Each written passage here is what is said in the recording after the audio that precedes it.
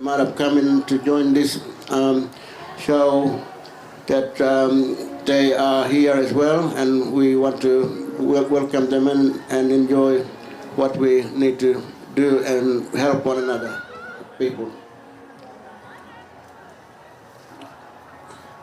Waku, Yingiya and I were talking last night about today, Thank you so much. and it feels like we're living in two worlds in one day. There's people out there celebrating this thing called Australia Day, and then there's people here, you were saying, suffering from Survival Day or Invasion Day, you were calling it. What does this thing Australia Day mean to you?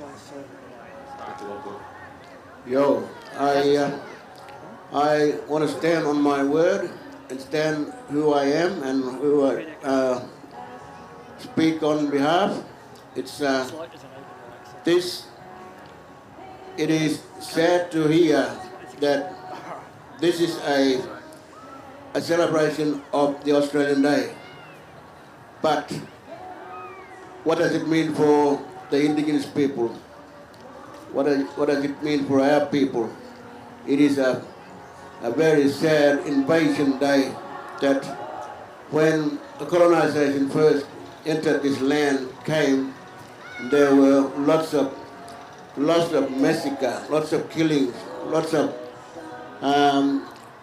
people being killed, going right up into for the last 250 years or so, rather. And my point is very well clear that this is an invasion day for Aboriginal people. It's a day of mourning. It's a day of worry. And during these times, our people were massacred, and the fight and the massacre went all the way up towards my country, and I've seen my grandfather being shot by guns.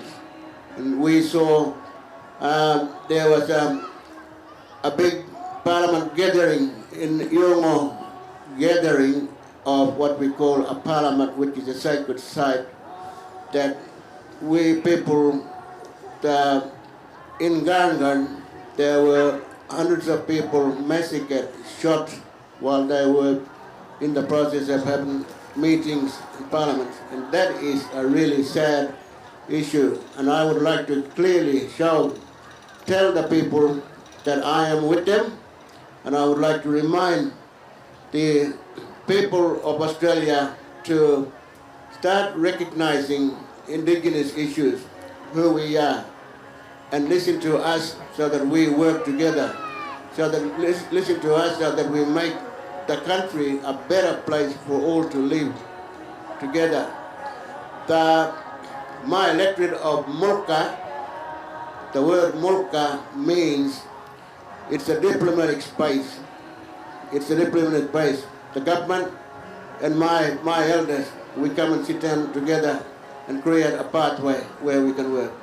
None of this government, I've always heard, and I've always been in Parliament, and I've heard, we know what's best for you. We will do, it's okay. We're not listening to you, we know what's best for you. And that is just not good enough. People need to stand and listen to the people of the land. We know what is best for us. Don't you tell us what is best for us. That's what we want to see. And that's why we are, our people, no matter who the government is, where the power is coming from foreign country, from foreign land, we are a sovereign nation. We never ceded any sovereignty to anyone, let alone not to the government, the Prime Minister, not the government of the year, not the Crown. No, we are a sovereign nation and we live here. This is our land. We still own our land. Thank you. Yeah, powerful words, Yingiya. And this is what I have, before I ask for any questions, anyone, we have voted voted the government in the NC so many times, but they always say, we will create pathways for you because we have the government resourcing and stuff. But in the end,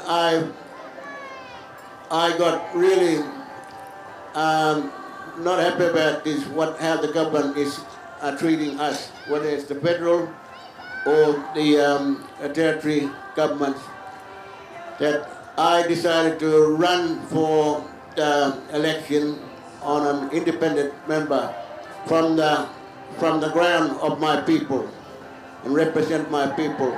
And we want to tell them there is something wrong, something is not working, and it's still not working, and it's getting bad. We are losing a lot of people.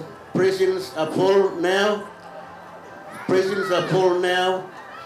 Our indigenous people are getting reputation that rest of Australia maybe are looking at people, and you get the knowledge that these people over there are too lazy, they don't know what to do. No, it's not us. It's not us. It's this diplomatic, it's this space where the government is always creating and trying to control us, where I've already said, no, you don't own us. You must listen to us. We will work together to create a pathway better. Otherwise, this is just going to keep on going. And through this, we are losing lots of people, lots of families. Lots of families are in prison. The Northern Territory jails are full. I can easily say it's one of the second world justice. People are being locked up in numbers and numbers.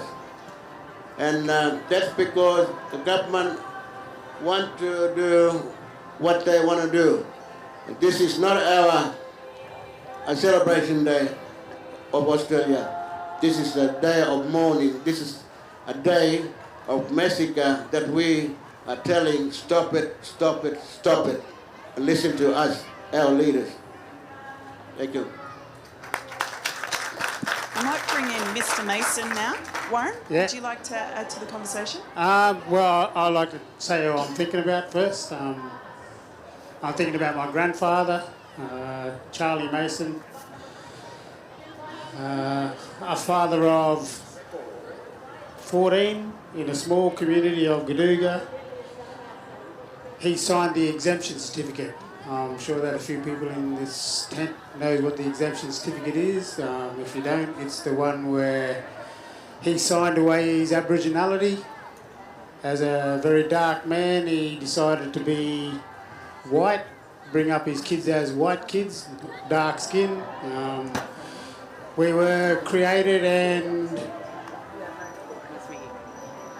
we had racism from both sides, from the Aboriginal families that lived on the town camps, the tin camps down the road, and all the white kids in town, so we were a little bit different. But I think of him because what he done, it's been a struggle for me all my life to try and work out who I am and where I come from. But he's given me the opportunity to get an education, to be here in this space at this point in time. It's a privilege and an honour to be here. But I've gone full circle. I'm here to tell the story. I call myself a storyteller. I tell the tough stories. If you can't handle them, doesn't matter, because that story is for me and my healing. So that's who I'm thinking about at this point in time, being here in this space. It's been a long time since I've been to Yabun, and as a musician, as soon as I started playing music, I said I want to play Yabun, and I got that opportunity to play this afternoon at 5 o'clock at the acoustic tent. Got stories to tell, come have a listen. And one question I had for Brazil was, how do you look after yourself working in that system of the colonial government in the Northern Territory? How do you regenerate yourself when you get back to people? Because I'm sure that that's a cultural load that not a lot of people know about. Yeah, when I walked into the chamber to call out the government, something is wrong, and it feels strange in the chamber. It's run by some foreign politics, like the Westminster system, and we are saying, I say, call out to the government, listen, we need to be understood, we need to be listened to. Our people are suffering, we have been suffering, and we've called and called and called. We've even joined in parties of, say, mainly Labour and the CLP government in the NT, and they don't work for us. All they do is, you're coming here and you're going to listen to us what we tell you. This is what we are being told. So we are not being supported. We have not been supported.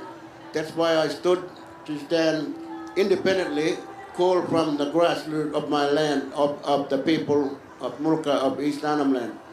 And still, they are still ignoring. They are still ignoring. They don't want to hear the truth. They don't want to hear the truth. They just ignore it.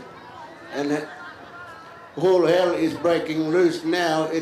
It's running, it's just creating, a lot of people are dying. We are burying our people in Arnhem Land in the numbers that are more. There's 3 or 5, 6 funerals happening in East Arnhem Land because of now shortage of housing, there resourcing and stuff.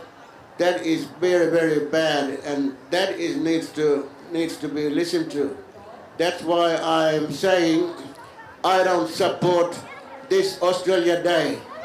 We are suffering because this Australia Day is being manipulated, walking all over us, and we need to stop this, brother. And I might jump in there, because I know you've got a strong political messaging here. Just going back to Warren's question, like, you go in literally that big white house in Parliament in Darwin, that you fought to be able to speak your own language for several years, and was the first person to do so in Australia, speaking on the floor. One thing, I had the fortune of being able to live in a place called Millingimby, where Yingiya also has his permanent base. And one thing I saw going from Darwin to Parliament and going back out bush, back out of your country, it was to look after yourself when you feel quiet and recharge and get the power to go and do what you do. What I saw was you'd be out, going and getting mud crab, being out at Bunungurra on your homeland, being with family. Do you think that's something that helped you? Would you be able to do your parliament work and your activist work if you couldn't go back to Bunungurra? Exactly. That's this is a time when the politics is just not the same as Aboriginal culture. It's not the same as any other culture. That politics is really a hard, tough thing, and I go in there, suffer, and walk back home after sittings with very, very sad answers that we don't get support from governments. And every now and then, to stand strong, I have to go back home to the bush, to my country, and live with my people and try and get more experience how to fight.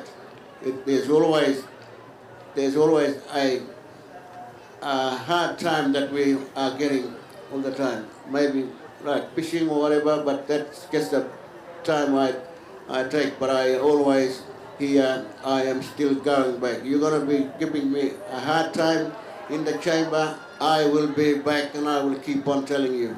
I will keep on telling you that you are not doing as what we want to see in our communities.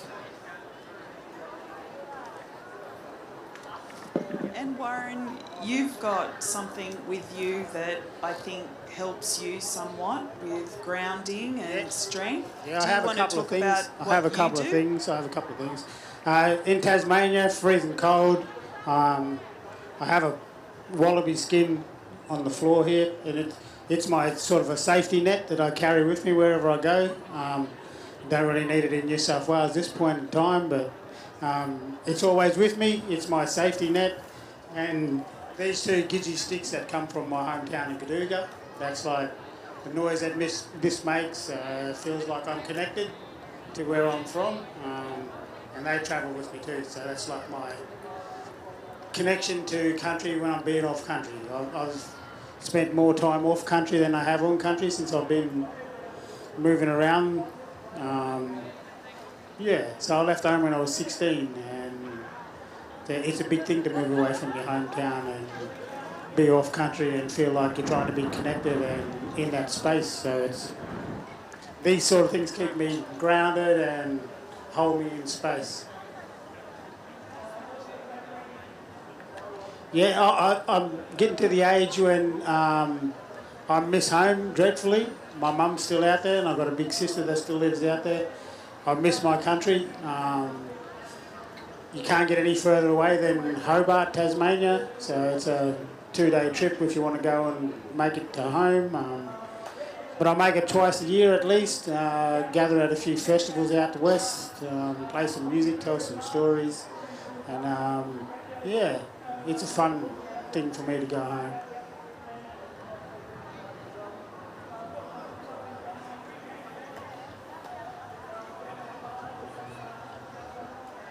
Yeah, before the question there, I would like to, what I've said is what I've said and what I've recognized. When I've been into the chamber, in the Parliament House, I've seen what it's like, and it doesn't welcome me in.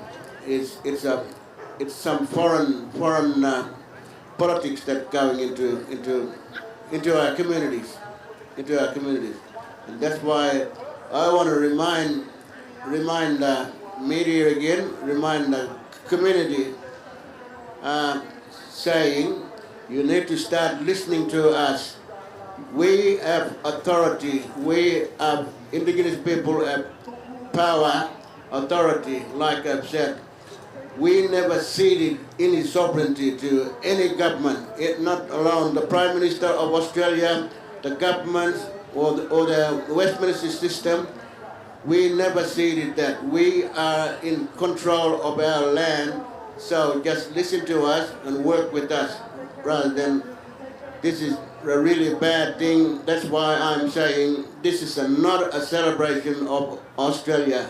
It is a day of mourning, and it is a day that we are not happy with the government nowadays. Thank you.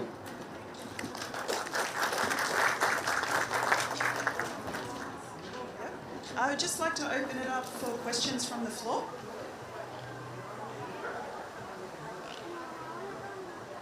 Thank you for what you've been saying. I wanted to ask you about the politics in the Northern Territory. I've been a member of the Greens for a long time, and you have a member of the Greens in the Northern Territory Parliament called Kat McNamara, who seems to be working really hard. Are you able to work with people like her to promote your cause? Do you know her, and do you work with her? Yes, I know the independent member of the Northern Territory government, the Kat.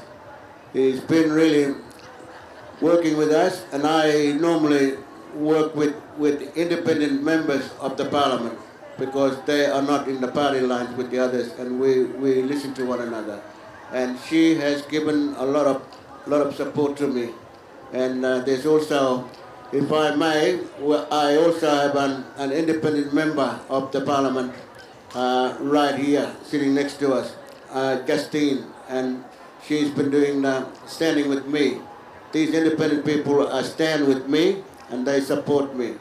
But except that day of the government of that day, all of a sudden change their mind, they don't want to listen to me, whether it's one party or the other. And that's what politics is all about. And the independents are always there with me, and she has given me a lot of support, and so has Justine and every other independent people. Thank you.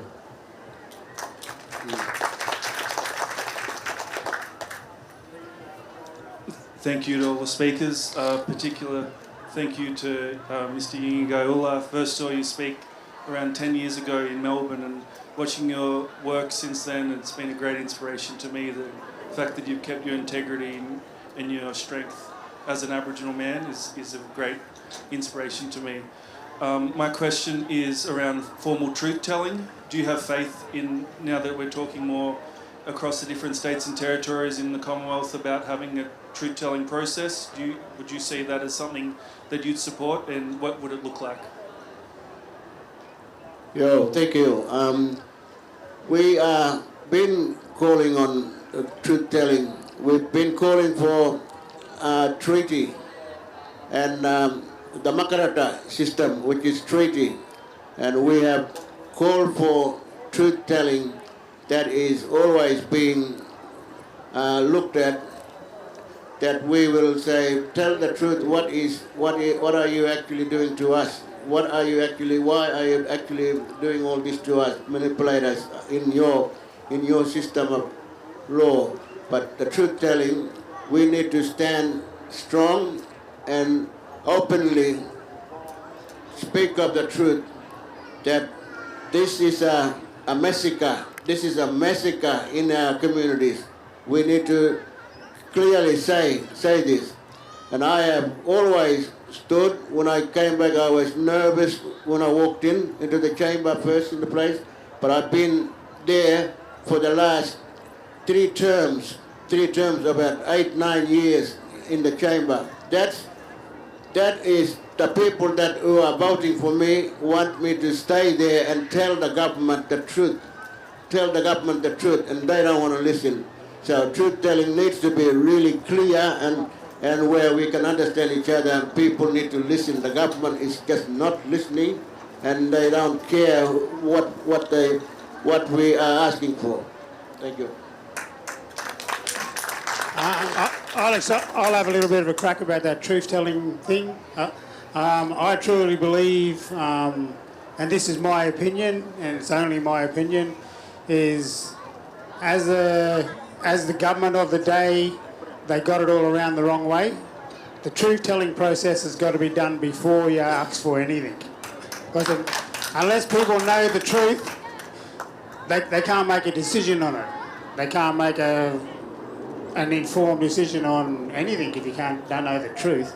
So I believe, like, in the truth-telling mechanism is people like us, people like me as a musician that get out there every day, and if I get a gig, I'll tell the truth. That's my healing. People that create beautiful movies, they're telling the truth, and everyone's truth is their own truth. Like, they could be different truths, but everyone's truth is real. Everyone has an opinion. Everyone has a right to opinion, and some truths aren't the same as other truths, and that's what there's a conflict of interest sometimes. But really, everyone has their own truth and what they tell in the story, because all stories aren't the same. Thank you.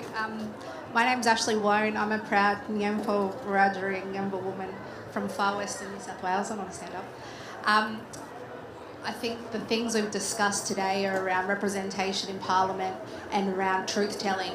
But I've previously been an advisor to some Aboriginal politicians in federal Parliament. I've seen the inside of decision-making and the importance of lobbying in political parties, but also the importance of civic engagement. So while you're a representative in Parliament, we know that politicians will care about two things, and that's either getting funding for your donation or funding for your campaigns or for your votes. Now, a lot of blackfellas don't have the money to throw at politicians, okay, because that's a reality we need to get on board with, but it's our vote, and we need to make sure that you're able to represent your countrymen because they're all voting for you. You've got the numbers there. But in far western New South Wales, where my family's from, we have a Nationals member, and that's all well and good, but the only issue there is he's not listening to the blackfellas out there because they're not voting, they're not holding him accountable. And so that's where they need to start seeing that we're showing up at those voting polls. We don't have to vote for any particular party, like we're all diverse peoples. But if we're showing up and talking about the things that we need for our communities, then they need to make sure they're going in that party room and they're going to start sharing our voices. That's the translation from having our voices heard and screaming to be heard to it actually translating into legislative and policy reform. Our people need to show up on polling day, not, rejecting voting. It's a reality. We need to vote. We need to be talking to our politicians and saying what matters and what they need to be doing. Otherwise, they're going to be out on their ass and looking for a new job. And then there's going to be, the person that is listening in there fighting for them. And that's what we need to do more. There's that movement of civic engagement. To make it a question and not a comment, Yingiya, can you tell me how you engage with your constituents to ensure you're advocating all of their needs when you go into Parliament?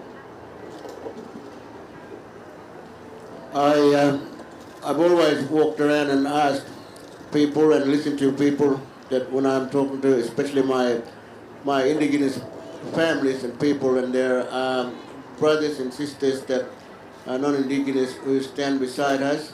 And I always want to listen in. There are different clan groups living in areas in northeast Arnhem Land.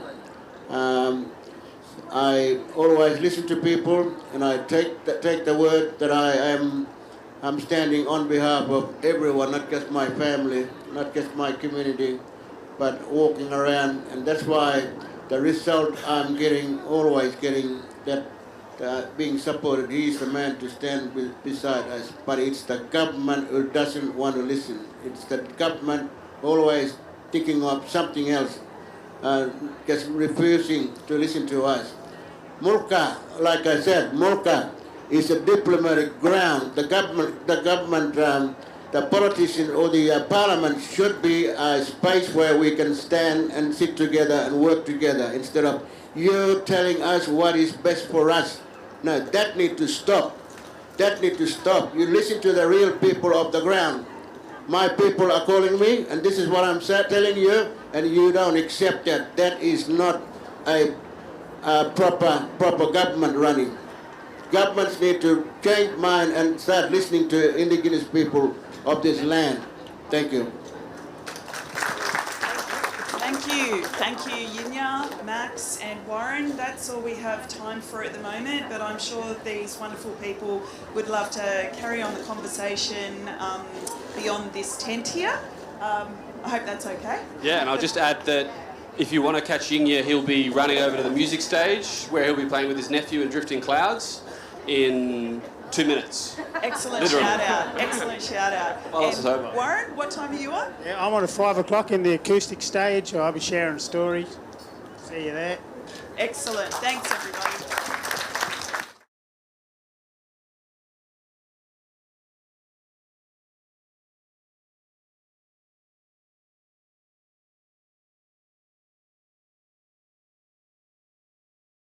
I just wanted to pay my respects to elders past, present and emerging, while also the country that we're on of the Gadigal people of the Eora Nation, lands that were never ceded. We're very fortunate to be here today with the wonderful Shannan Dodson, the CEO of the Healing Foundation.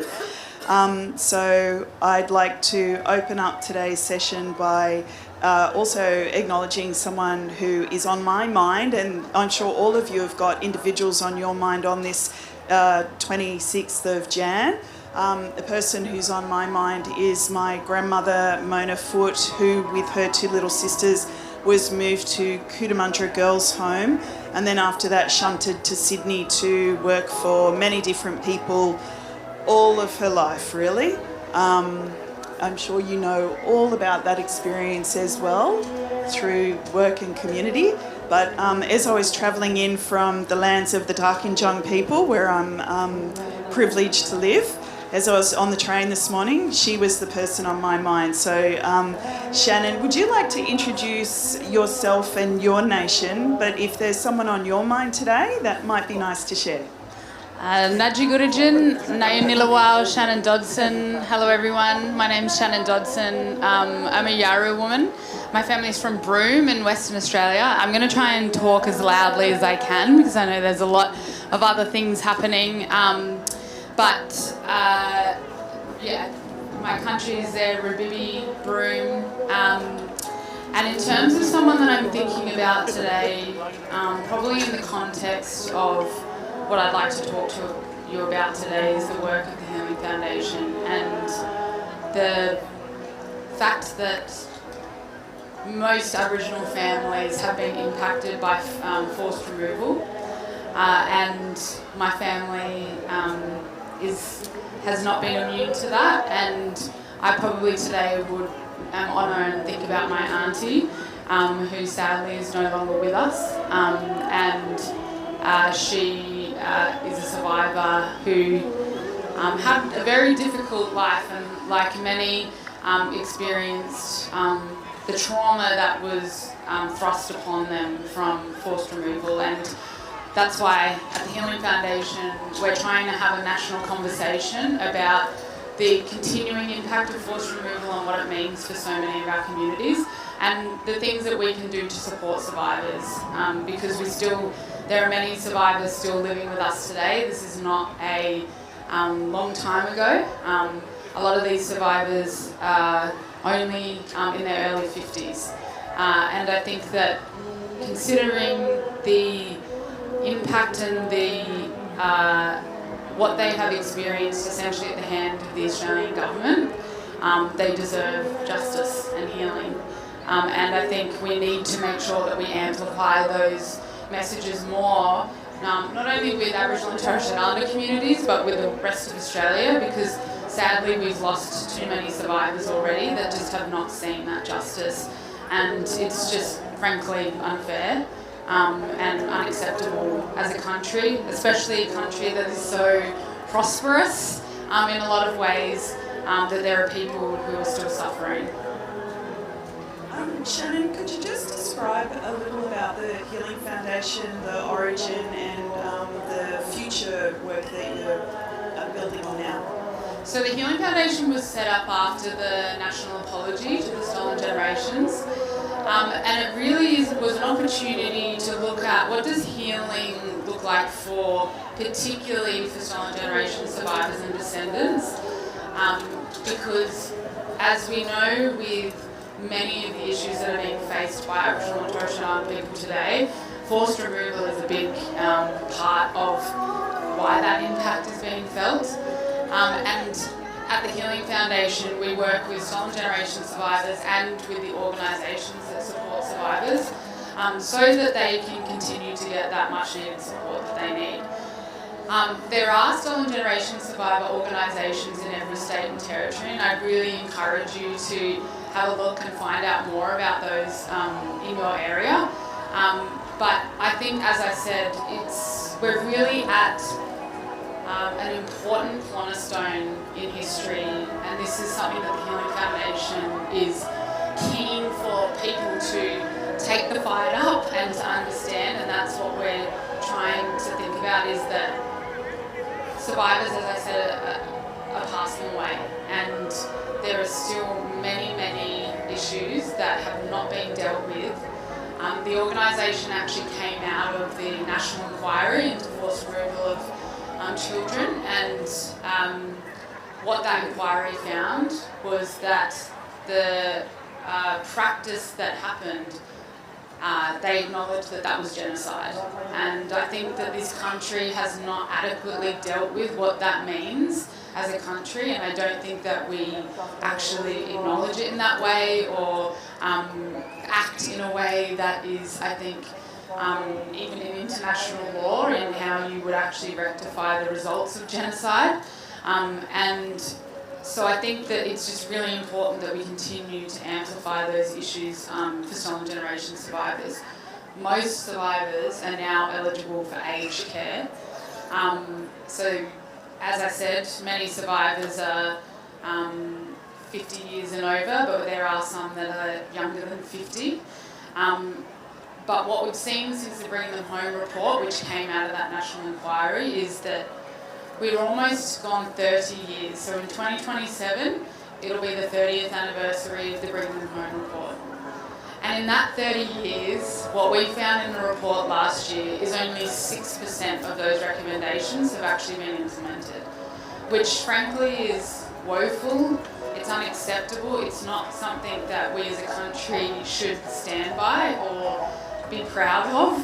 And I'm concerned that, and as I know many other Aboriginal people and communities are concerned about, that we're going to reach this 30-year anniversary in 2027 and there'll still be so much that has not been done. And so that's why we're really trying to advocate for survivors as much as possible, and to ensure that their voices are at the centre of these conversations and being amplified.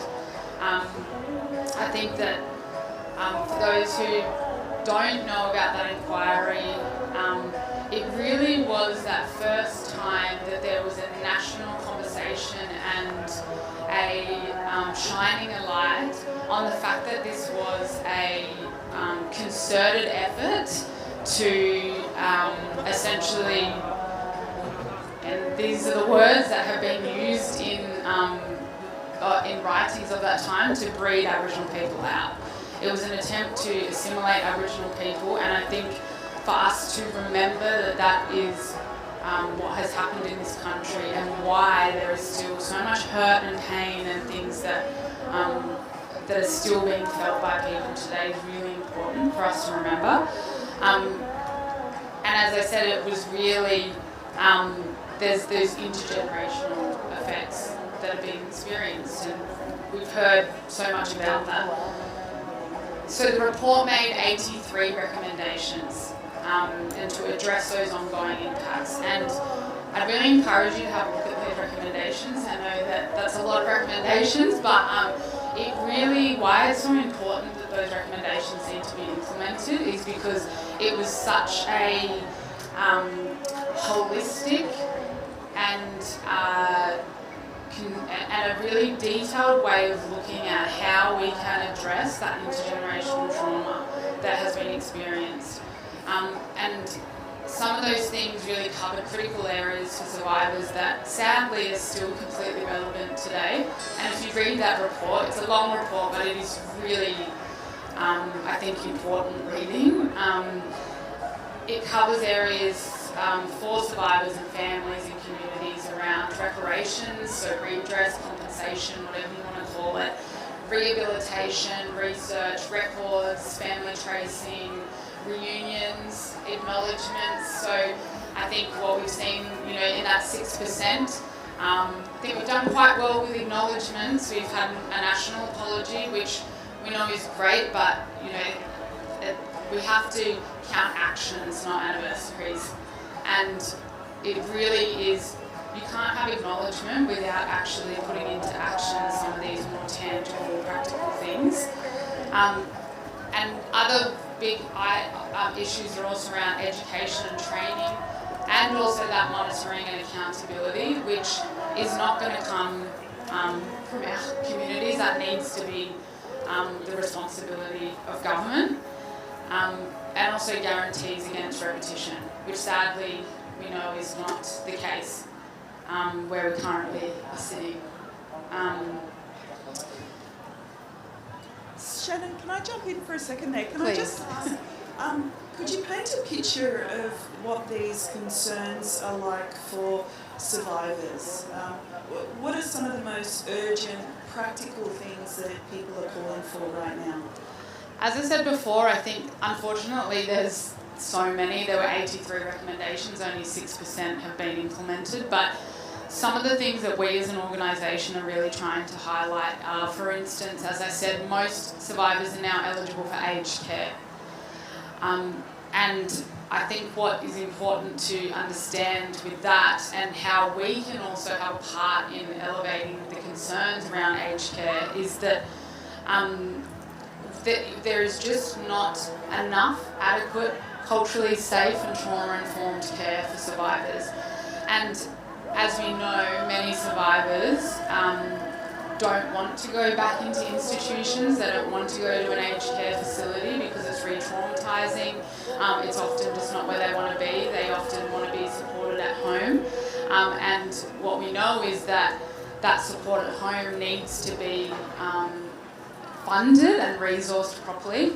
And I think, so some of our concerns are a new Aged Care Act was handed down on the 1st of November. Some of you may or may not know that. And you probably don't know some of the adverse impacts that that has had, particularly on Aboriginal and Torres Strait Islander people, but also survivors.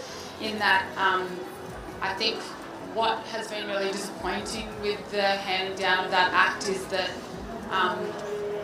redress payments, so that's another big issue for survivors, is compensation. I think that it's only fair that survivors are compensated. We've seen, for many other issues in this country, we have a national redress scheme against child sexual abuse. We have other schemes that have paid compensation to people based on things that have happened to them that have been through systems or oppression, and I think it's only fair that survivors get that same acknowledgement and compensation. But what we're seeing through this Aged Care Act is that that compensation is now, they're being penalised for having compensation given to them from the government in their aged care payments. So they were told that their payments would not be means tested, that it would not count as assets, and that is not what is happening. And it's not fair that they should be penalised for something that is owed to them. Another thing is that they're now having to pay out-of-pocket expenses for items that they used to not have to pay for. And that unfortunately means that survivors are not accessing really adequate service that is needed, and this is really life and death. These are things that are those wraparound supports that people need to survive. And again, I think that we need to be conscious of the fact that many survivors have suffered really difficult lives. They don't have intergenerational wealth. They don't have super accounts or money that's sitting there to be able to support them through some of these really expensive things that are needed in order to live and their last years in dignity. So there's some of the things. I will just say that Queensland is the only remaining state that has not given any compensation to stolen generation survivors. Currently we have the Territories Redress Scheme, the Victorian and the Western Australian Redress Scheme open for survivors, but unfortunately we've not seen anything in Queensland, and there are some other states and territories where people were either excluded or missed out. And so I think that again, these are some of the really key things that we're thinking about at the moment. And I think the other really key thing for us has been that support for stolen generation organisations and services. Because they are not adequately resourced, they're often going above and beyond doing the things that they're not actually funded to do because they want to meet the needs of survivors. And they really, often some of them are volunteer run, and they provide really, really important services and support to these people. And the one last thing I will say is that records. Records is a really, really big thing for stolen generation survivors. Records are not just a piece of paper, they're not just writing on a page. They can sometimes be the key to someone's life. They can be the key to someone finding their families, finding out who they are, their identity, and often to find out where they come from and to get that connection back to culture and to country, which is such a big part of it for healing journeys for our mob. And currently there is restrictions on what people can access. It's slow. There's not enough urgency around it. Survivors are dying before actually getting access to those records. And we also have church groups that are hiding these records or not giving access, and there is nothing in place in order for them to make those records public or open to people. So they're just some of the things. There's a lot of complexities, but these are some of, I think, the really key things we're trying to amplify. Well, you're doing amazing work to raise awareness. how would you describe the 6% level of adoption of the recommendations, just briefly, because I'd also like to check in with the audience here if that number is startling. But in the scheme of, or the ecosystem of other reports of a similar nature, where would 6% be sitting, and how do you describe it? And I think what was really clear through the analysis of the recommendations, which was done externally through researchers, it was an objective analysis, that their exact words was that it was woeful, and it was, and that is because there has not been a systematic approach to actually implementing those recommendations. And that is why the title of our report was "Are You Waiting for Us to Die?" Because that is literally the words that have been uttered by survivors many times to us, is that's how it feels. It feels like they're just waiting for us to be gone so they don't have to actually take action on these things. And as I said before, those 6%, I think sadly, if you look at what those 6% actually represent, and I don't want to be dismissive of what has been done, because it's important that something has been done. It is important. However, I think some of the things that have been done are the things that are probably the most easy for people to be able to implement. And there are other things where we have the answers. We do have very clear actions there for people to take, but it just takes the commitment from those who we can name and shame and tell them what they need to do. They just need to put the effort and the resources into doing it.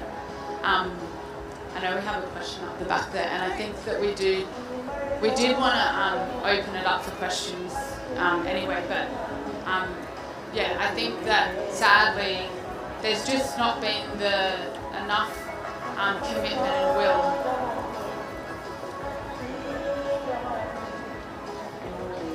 Hello, you talked about the states that were doing more, and then, but New South Wales, you haven't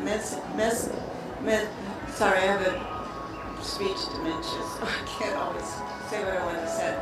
But you didn't mention New South Wales, and we're all here. I don't know, we're not all from New South Wales, but yeah. What are we doing? So, New South Wales, there are currently around 5 established stolen generation organisations, and to be honest, that's the largest amount of stolen generation organisations out of any of the states and territories. There's really great organisations here doing amazing work, and I'd encourage you to, some of them are actually here today, I'd encourage you, you've got Kinchela, there's a bus right there, the Kinchela bus there, I would really encourage you to go to that bus. If you go into the bus, you have the opportunity to talk with some of the survivors and the uncles from that institution who talk firsthand about the experiences that they've had and the history of that institution. I would say New South Wales, in comparison to many of the other states, has done more support than some of the other states. There has been a compensation scheme here in New South Wales, but sadly they are one of the ones that unfortunately excluded some people, and there were people who missed out. That's something that we're advocating for, in how we can potentially ensure that they're not excluded. But there have been some really great programs and services that have been championed by those organisations here in New South Wales to support survivors. So I would say New South Wales they really punch above their weight in terms of what from those organisations do. I think there's still more work to be done by the government in New South Wales in terms of relooking at that redress, in terms of records and how they can break down those barriers. And also in terms of how they can potentially better support the services for survivors in this state. Are there other questions? Well, we're very soon approaching the anniversary of the apology to stolen generations by Prime Minister Kevin Rudd that will be marked on the 13th of Feb. And it seems to me that that's a date in time that we hold up proudly as exemplifying our maturity as a country. Yeah. But how do you reconcile the 6% with the marketing and the communications around the anniversary, for instance? And I think it actually is quite challenging and painful because, as I said, that is one of the things that gets counted in that 6%. That was a recommendation that there needs to be a national apology. And like I said, I don't want to dismiss the importance of that because it still has a profound impact on many survivors to have that acknowledgement and validation. However, I think what is challenging is that the Healing Foundation brings dozens of survivors to the National Apology Breakfast every year in Canberra. We're bringing over 120 survivors to Canberra. And I think that what we hear from survivors is the disappointment that every year it's the same conversations. We're talking about the same things and not seeing much action. And I think that there's a real sadness that this is an entire generation that has now passed where they have not seen much change in their lives and what they are experiencing, and they're not seeing much change for their children and grandchildren. And I think that is probably what is difficult about the importance of celebrating the validation and the recognition, but also that we really need everyone in this room and for you to be able to talk to your networks, because the more that we can amplify this, and if you can write to ministers, MPs about some of the things that I spoke about today, you can head to the Healing Foundation website. There's plenty of things that you can get angry about and to write about. We also do have templates that we're developing for people to be able to write letters. But we really need that groundswell of support for people to be angry about this and to be as passionate about this as our organisation and the people who work with us, because it's an indictment on this country. It's a really appalling thing that we really can't stand by anymore and wait and see survivors continue to pass away. My auntie has passed away and the WA redress scheme has been released, and she never got to see that. She never got to see that recognition and validation of her experience. And so I think that we just can't wait any longer. There actually is just no more time. We can't lose any more people. Shannan, just finally, is there something that you've learned from survivors and their descendants that keeps you going? Because this must be really heavy work that you're doing, and we all commend you and thank you and hold you in high admiration for your energy to keep going. But is that springing from something that you have learned in this space? Like, what is the message? Yeah, thanks, Julie. I think, I think, you know, probably one of the big, I guess, driving forces for me is that my father was actually one of the leads on the Bring Them Home report, and I do feel like it is my responsibility to continue that work and to not ensure that what they did all those years ago has not gone in vain. But also I think as a descendant, I do feel a responsibility there. But also I think talking with survivors and just seeing the immense strength and the fact that they are so generous with me, with our staff, with people, with their time, with their stories. Even after so much pain, they're so generous and open that, you know, you do feel that that's all that you can do. You have to keep going. And, you know, they say it to us too, that, you know, it's your turn to take on this fight. We've been fighting for so long now, you have to keep this up. And, you know, yes, it's difficult and it's hard, but I think you just have to remind yourself about what those old people have experienced and done for us for me to be able to live the life that I live today. And I think that's probably what keeps me going. Thank you so much, Shannan. Please, everybody, thank Shannan for joining us and sharing her wisdom. Thanks, Julie. My name's Grant. I am your host this afternoon for our wonderful Yabun Yarns TikTok edition, and already up here before I give an introduction, but that's fine. Oh my God, hold on. It was you. It was your big body walking around. Without further ado, please give it up for Tristan and Mary.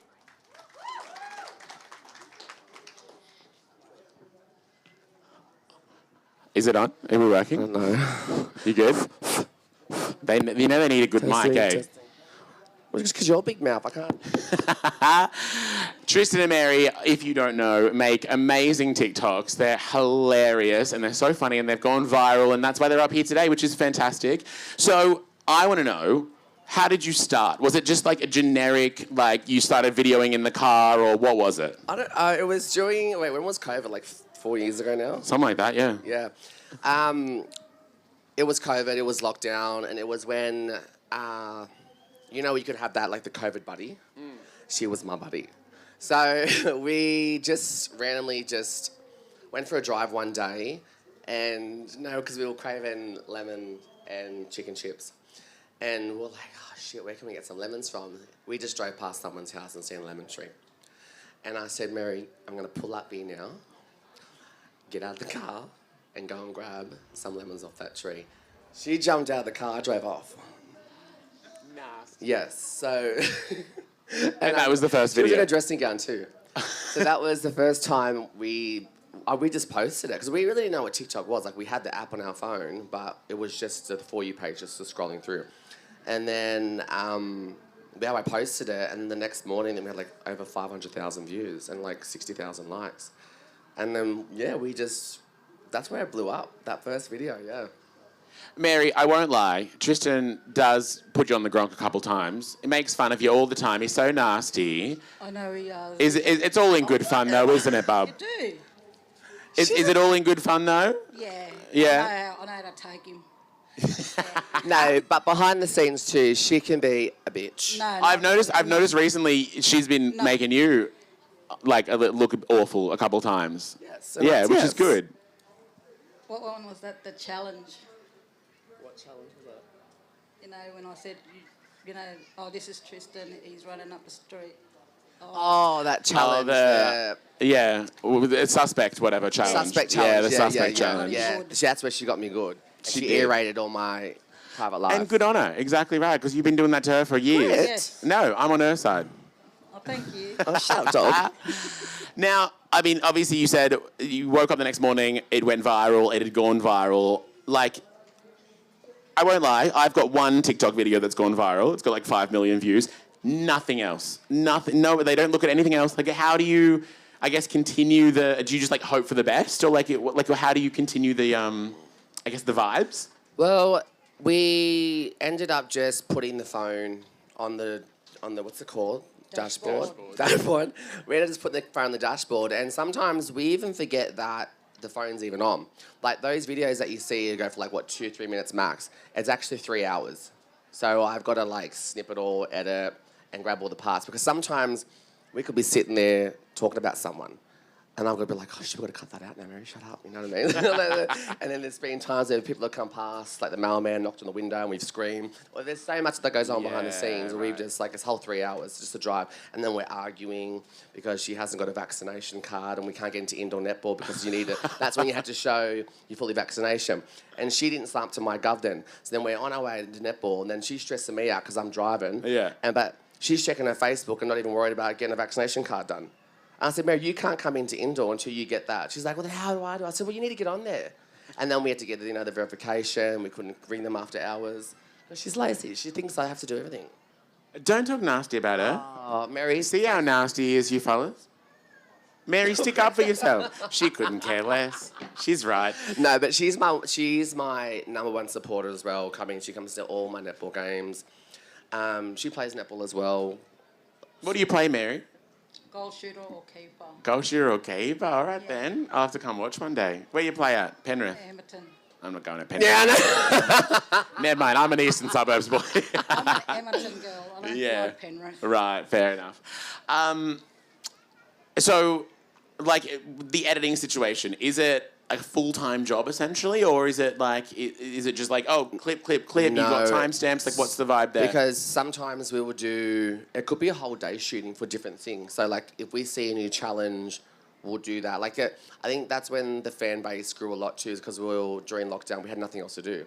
So we were uploading about 4 videos each week. So there'd be one day of just editing. Like there's some, like even my mum and my partner at the time, they're like, you're physically here, but you're like glued to your phone, Tristan. Like so much goes into it. You did it all on your phone?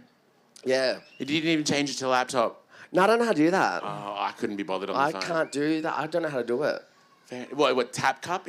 Tap cut? Is that what they use? Cut. Cap cut? Cut. See, I don't do TikTok. I look at TikTok, I don't edit stuff. But cap cut, is that what you use? Tap cut. Tap cut? Tap cut. No, but so much goes into it, and then when I had to go back to work that's where we try and put some time aside to edit. And everyone got the taste of it. They're like, you haven't uploaded. So we got jobs in life, like we can't.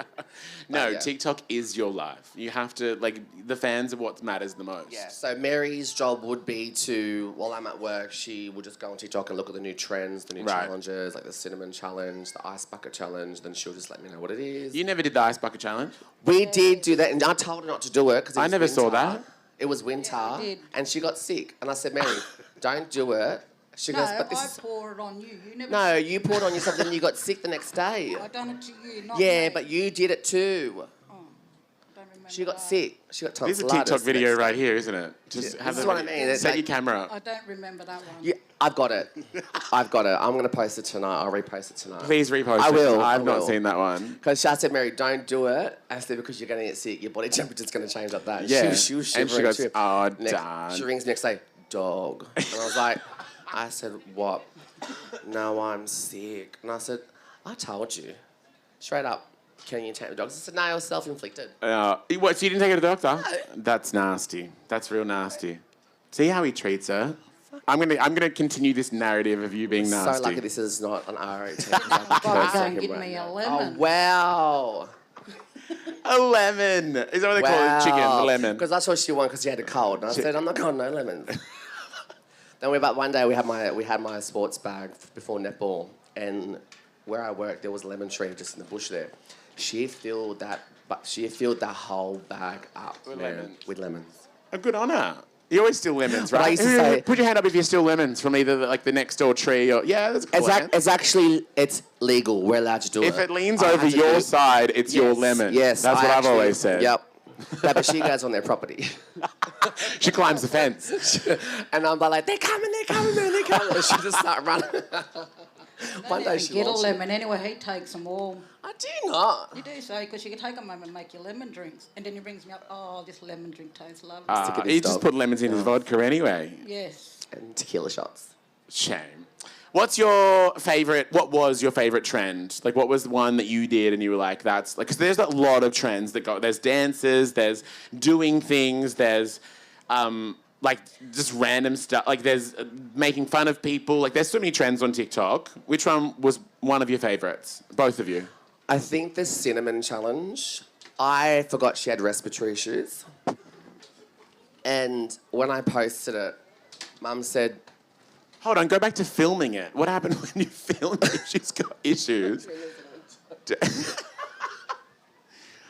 I didn't know she had respiratory issues. She didn't tell me. Like, she needs to tell me this stuff. I said, I need to start getting her to sign a waiver or something because I'm going to be done soon. True God. I swear to God, Mum said, Tristan, she's a really bad asthmatic. And I said, well, she didn't tell me that. It makes sense now when I see in the serotype. And I didn't know. Well, she should have said, but we both choked. Bad.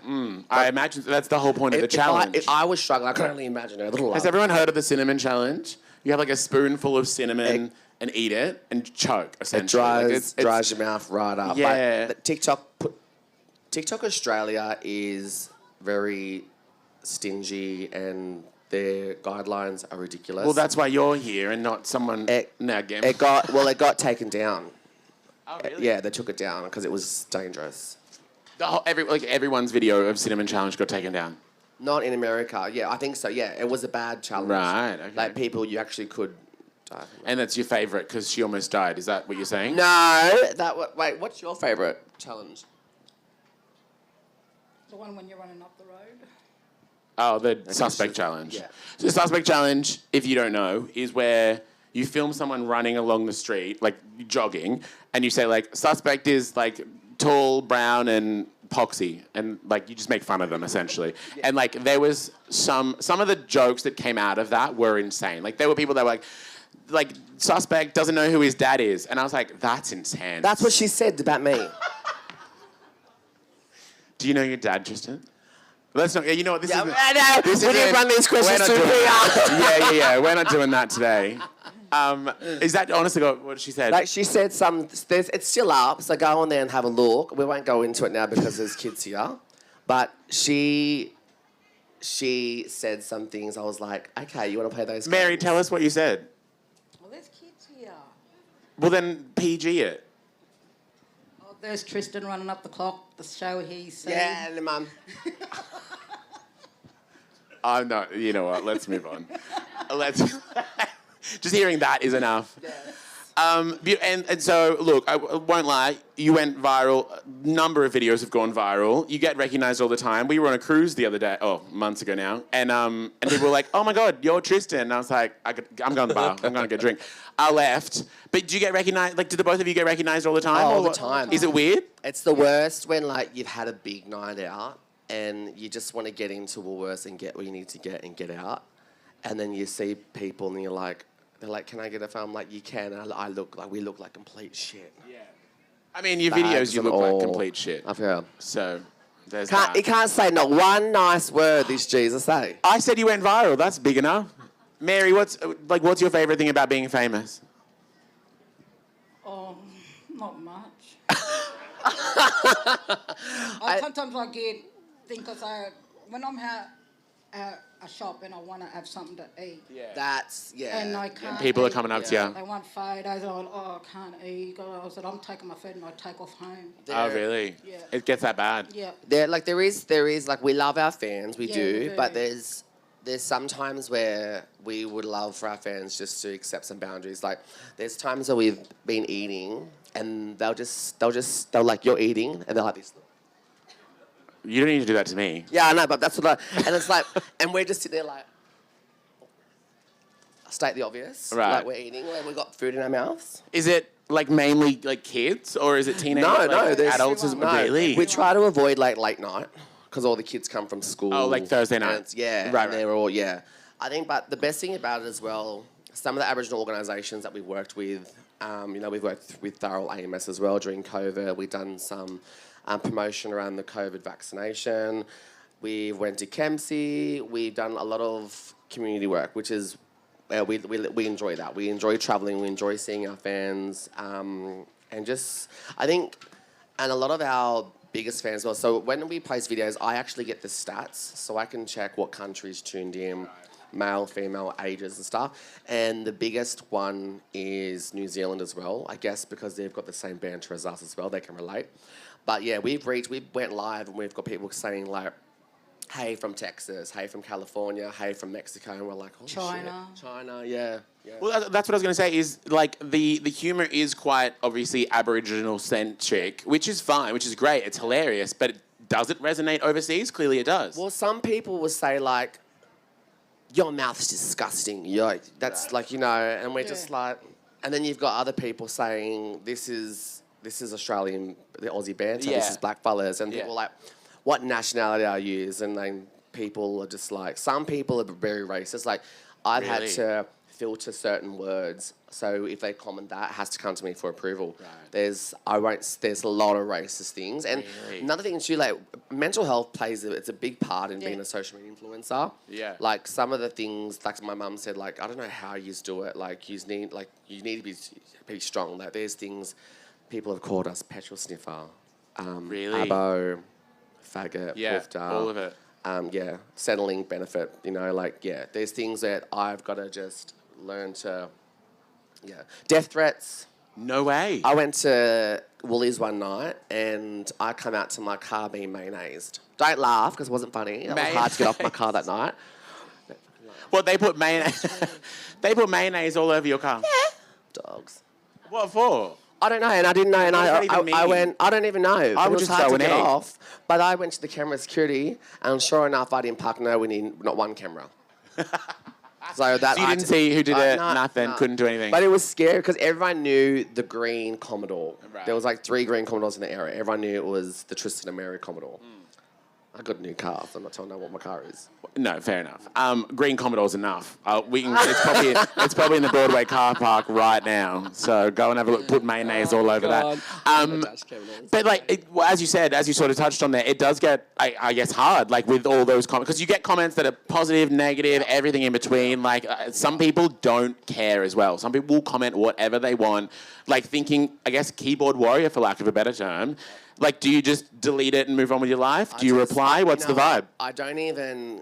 I just press the ones that have come to me for approval. I don't even need to read them because I know they're going to be... I filter the words. I just press select all and I just press select. I don't even look at the screen. I don't even want to know what they've even said. Yeah, right. Yeah. Was it hard to start, though? Like when you first started getting them? When we first realised we had made it was when the lockdowns were lifted. We just went for a walk. And then we kind of lost us. So we were like, people drive past and say, "You dog," and we're like, "Who the fuck are you talking to?" Like, we didn't realise, like, you know. Don't swear, Tristan. Sorry, I'm so sorry. Yeah, Mary. Sorry. But we were like, who are they calling dogs? And we're like, oh my God, Mary, our videos. And that's when we're like, okay. And then we had merch come out then. Merch? We had people reach out to us and we're like, you know, we had people make like cartoon characters of ourselves. We're like, oh my God, they're actually really, really cool. And then they end up being, we had like 4 women. It was a merch team. We had everything. We had cushions, cars, pens, scented things. Like it was just, yeah. And now they're all sitting in your house because no one wanted them. No, they're sold out, Grant. Righto, I'm not coming over to look. Do you do, like, what's the vibe with I think I need to stop saying what's the vibe. With collaborations, like business collaborations, other TikTokers collaborations, like what, do people reach out to you? Do you reach out to them? What's the situation there? We've had a lot of people reach out, but majority of other main influencers are all like Melbourne. Right. So it's hard to do a collab with them. Like we tried to go live with them. If that's the only collab we can do, is just go live with them one night. We went live with a couple of big other influencers as well, and that's as far as it got because I'm not flying to Melbourne. That costs money. I thought you got influencer money now. No, and that's a lot of people think that we make so much money. Like TikTok takes 75% of what we make. Really? Yeah, on our earnings. So like if we went live, they take literally all of it. We don't even get it. We don't even see it. Something I've noticed with influencers is, like, initially hilarious, love it, it's all original content, blah, blah, blah, blah. Then when they become big and whatever, it sort of gets a little bit curated and a little bit like, as I said, like when you get sponsored clips, you sort of make them for the sponsor and like stuff like that. Have you been noticing that or still sticking to the truth? When a lot of things, a lot of people, a lot of organisations and stuff that we've worked with, and it's all been Blackfullas, they don't get us to change our content. Oh my God, that is so rude. That is quite loud, isn't it? Can we turn our speakers up? T, can we turn our speakers? Yeah, T's got Thanks, T. I'm T too. T and T, boom. But no, she really did turn them up, didn't she? No, but they don't get us to change our content whatsoever. They just do the standard contract. They don't, there's no point Tristan and Mary doing something and it's not going to be our vibe. They just get us to do exactly what we're doing. Yeah, because you see, holy Jesus, that is loud. Yeah, you see influencers that are like, oh, I have a fight with someone and I've got Kleenex tissues. And I'm like, what? What are you talking about? That's the type of sponsorships you see. And you're like, you were so funny before and now you've been sponsored by Kleenex. And you're sitting on a toilet now and you're like, oh, Kleenex does toilet paper. And I'm like, I didn't need that. That's so fine. Oh, no. But that's how it sort of happens. So you tell sponsors, I'm staying doing what Tristan and Mary do. There's no point being fake. Like, what you see is what you get. And it's like, oh, thank you. But that was really gay. Thank you. You are gay. Yeah. But everyone, if you didn't know, Tristan's gay. We don't change our content for no one. Like, what you see is what you get. There's no point us going and doing something and it's just like, oh, that's promotion's boring. It's not really them. We know they're faking it for money. Does it ever get, like, I guess, draining? Like, do you ever think, like, oh, I can't be bothered making another video. I just want to, like, relax and enjoy my day? It was like that at the start where we're just like, or if we've done a contract, there's a time frame.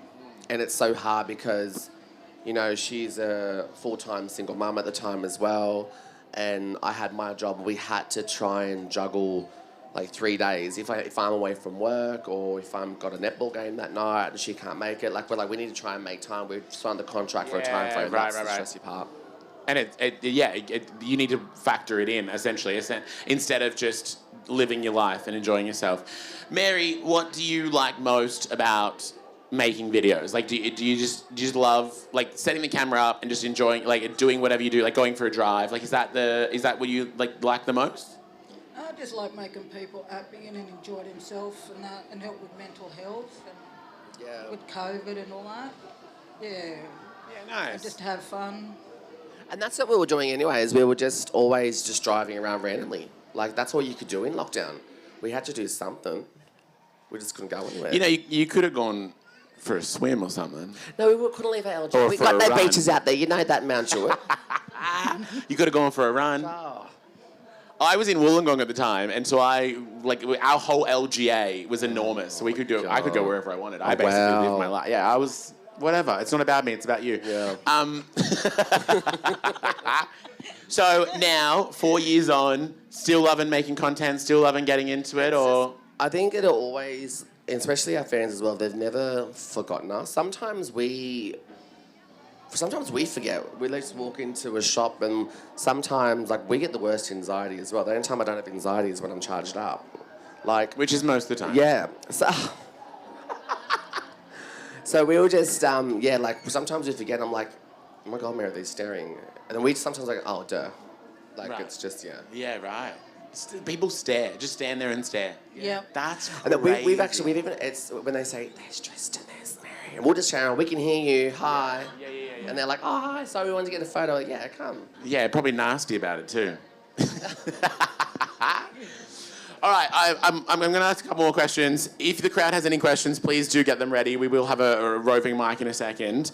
But I just want to know, like, is TikTok like a sustainable? It's obviously not a sustainable income, but like, is it majority of income? Like, are you working part time now? No. Have you relied on TikTok, or is it just a side thing that you do in your fun time? It's just I enjoy scrolling on my For You page. I work full time. Mary's, you know, she's a mother. She's doing whatever mothers do. No offense, but I don't know. Getting school uniform. I don't know. I'm not a bum. I got a bird and a dog. But yeah, like, it's, you know, TikTok does not pay us nothing. And if we do, they take 75%. We're going to get nothing anyway. But you still do it, though. We still do it, yeah. Yeah, I love that. That's so lovely. Anyone that's out there that wants to make TikToks and become famous and whatever, like, or try and, I guess, go viral, from my perspective, I think it's random. Like, you can make a random video, it's of nothing, and it just goes viral. As you said, like, when you started, posted a random video, went viral overnight. Yeah. I think that's the way TikTok works, which is annoying, because then when you actually try your hardest, put a lot of time and effort into a video, no one likes it. Like, what's the advice? The hashtags. Okay. So if you're going to make a TikTok video, always use hashtag FYP. FYP, yeah. FYP. That's the For big You one. page. And hashtag trending and hashtag viral. Right. You heard it here first. Heard it here first. And if that happens and you don't get viral, come for Tristan. Because... Blocked. No, I'm joking. Alrighty, let's open up to the crowd. Has anyone got any questions they want to ask Tristan and Mary?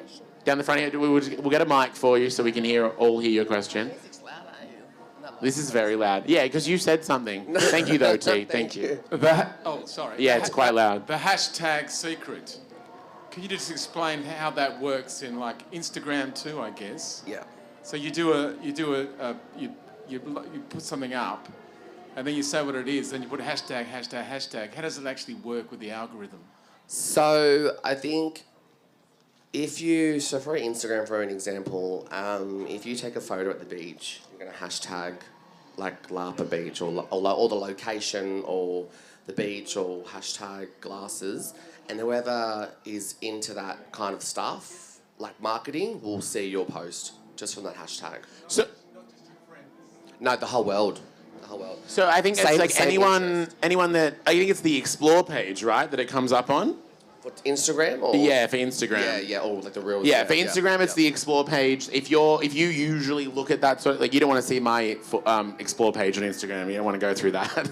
But if you usually look at like beaches and glasses and whatever, it'll all come up there. Whatever interests you, yeah.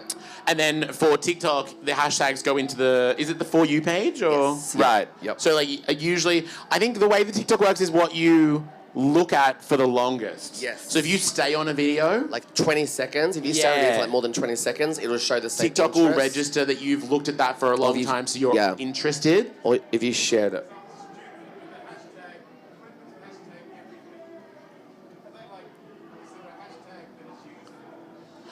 Yeah, so like if you can see, I think how many hashtags have been used. So FYP is used all the time. So if you do a TikTok video and you do the hashtag, it'll come up how many people have used it, and it'll say 1.1 billion. Yeah. So yeah, you do hashtag, and as you start typing, it'll come up the first thing, and you can see how many people in the world have used it. So like I think FYP is like 1.something billion. For You page. For You page, yeah. That's the TikTok homepage. Yeah. Yeah, that'll be seen around the whole world. It's crazy, isn't it? But this is, I mean, like off that, if that many people have used it, what is the likelihood of people actually seeing your video then? Look, I don't know. I'm just on the thing. I just do it. You're meant to be the one that knows everything. I just use those hashtags, and maybe it's luck. Who knows? I don't know, but fair enough. Any other questions from the crowd? Anyone got a question for Tristan up the back there? Yeah, it's on, bub. Testing. 1, 2, 3. I used to relate it. My name's Cracker anyway. I'm from Moree, but I used to relate it. Where? Yes. Yes. So Mary's. So she's from Brewarrina, and my dad's from Brewarrina as well. They're cousins. Oh, true. Yeah. You ever been to the fish traps? Yes. I've never been to Bree. Well, you got any spare yellow belly? No, she loves that. I don't know really what's the big fuss about it. What? I've never had yellow belly. You love it, don't you? Yeah. You should slap that nephew of yours. Mary, I want to know, do you always know that the camera's on? No. Really? No, I don't. Yeah, that's a good question. Yeah. Because there are a couple of videos where it looks like you don't know. approval? Kristen, do you get approval? We set the camera. We say we're filming today. We set the camera up, and we actually forget the cameras because we always argue, and we're like, if we're swearing around, cursing, we're like, oh my God, the camera's on. We forgot about that. So we've got to literally cut all that out, 3 hours out to shrink it down to 3 minutes. And how many followers have you got now? 126,000 on Facebook and 345,000 on... 338,000 on TikTok and 5,000 on Instagram. So what's that, like almost over 400 and something thousand followers? And you mentioned you don't make much money. If you were non-Indigenous, would you be making money? That is a really good question. No. I think it is quite universal across TikTok. It is. They do. I think from what I've heard, if you do sponsorships with like particular companies outside of TikTok, like in the agreement you say I'll make TikTok videos, but the actual agreements outside, they will pay you money, and so TikTok has no say in it, and then you just make videos. No, so whatever money we make, it's literally Aboriginal organisations that want us to do promotional work, like health promotions. It could be anything, like working at the Knockout, like Yabun today. I swear, look, if we weren't Aboriginal, we wouldn't be getting hitting up from any other main services. that's literally dead set how I feel. Do you think that's because of, like, the content that you make is obviously, as I said earlier, quite Aboriginal-centric? Do you think that's why? Or, like, if you were making content, like, I guess it was a little bit more white, for lack of a better word, would they then reach out? Like, is that, like, what do you think is the situation there? Well, when I see other TikTok creators do other brands for, like, skincare brands and stuff, there's no way in the world they're going to be getting us to do a skincare routine with our mouths. No, that's fair. Well, also with your skin, though. You both have lovely skin. Thank you. You don't need... See, I'm nice. I can be nice. You don't need skincare products, so you're right. No, black don't crack. Maybe for the back knee, but... That's wow, you big back. All right, we do have to wrap up fairly soon. Does anyone have any other questions that they want to ask Tristan and Mary? There will be a photo op, I'm pretty sure, as well soon. But if we have any other questions, we can ask them. No? We're all good? Yeah? Down the front? Our lovely volley is coming over. What's your name? Sienna. Sienna. Give it up for Sienna, the volley, running around. Thank you. What was your question? Have you noticed that the platform has been useful or to gauge how much of the audience from overseas is also Indigenous from their own countries, and if there's like a form of almost like solidarity? Like, I find myself watching other Indigenous content from, like, I'm Indigenous from the Philippines. And I love Aboriginal content in Australia. So I'm wondering if you've been able to gauge that there's much international appeal to your content.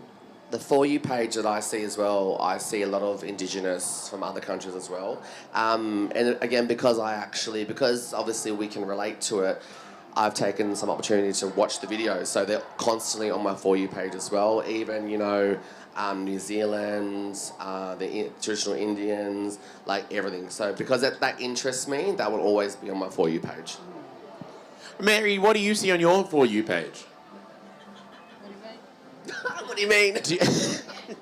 Do you have TikTok, Mary? No, I don't have TikTok. You don't have TikTok? No. You're just on Facebook and Instagram? Yeah, I'm not even on Instagram. I'm not even on Facebook. Only on Facebook. All right. I'm not on Facebook either. So you're so disconnected, you don't even know the fame that you've created. You're just like, whatever. I got kids to take care of. So even... Fair enough. No, I'm not on Facebook either. Like, people will send me... Or even, is it Threads? Instagram Threads? I don't have Threads. I'm not on those either. When people send me stuff, I can't watch it because it's Threads. I don't even know what Threads are. Yeah. But even on Facebook, I don't have a Facebook account, so when they send me as a text message or whatever, I can't watch it. I have no idea what it is. Yeah. Threads is weird. Has anyone got Threads? No? Threads is... It's absolutely not. Threads is weird, so... All right, well, do we have any final burning questions right up the back there? I'll get it to that. Oh my God, can we just get security for that guy, please? He's stalking me today. He's been stalking me for like months. Hi, Max from Bidwell Clock News. This is a two-part question.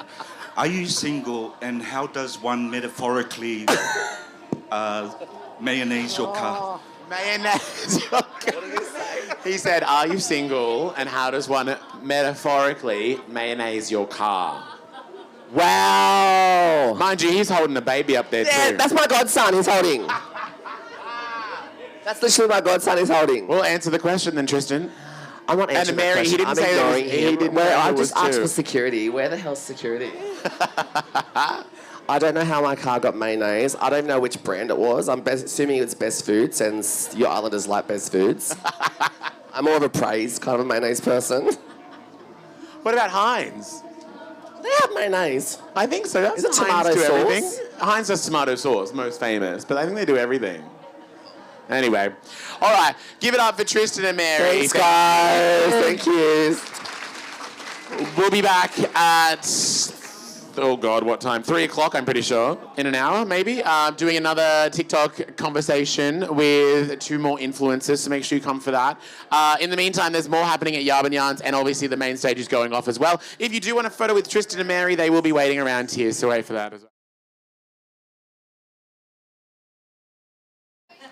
Auntie Marg's in the hotel room. Margaret's not dead. Yeah. Fair enough. All right. Sorry, Cameron, did you do any collaborations or...? No, but there were like so many ideas. Actually, there was one time I did one with Colin Kennedy, but that was just only a one-time thing, like just dancing and that. But like I always wanted to do like collaborations with other content creators like Dennis and Tristan, but I know Tristan ain't got no time for me. Someone give Cameron a mic. Give Tristan a mic so we can rebuttal. Where's Sienna? Do you still have the mic, or is it down the front? Oh, you got a question? Oh, yeah. Ask the question. Got a question. My bad. I forgot to come back to you guys. So, my question was along the lines of that, as well as, like, this year, when you're new, making TikTok content creation, he's looking to pursue it even more. Like, he's going to double down, go even harder with the creation. I guess it's, what do you envision it to be in the long run? I mean, I stopped for a while, to focus on my family and, my job and whatnot. So I did stop for a while, but this year I actually want to do more and become bigger and better.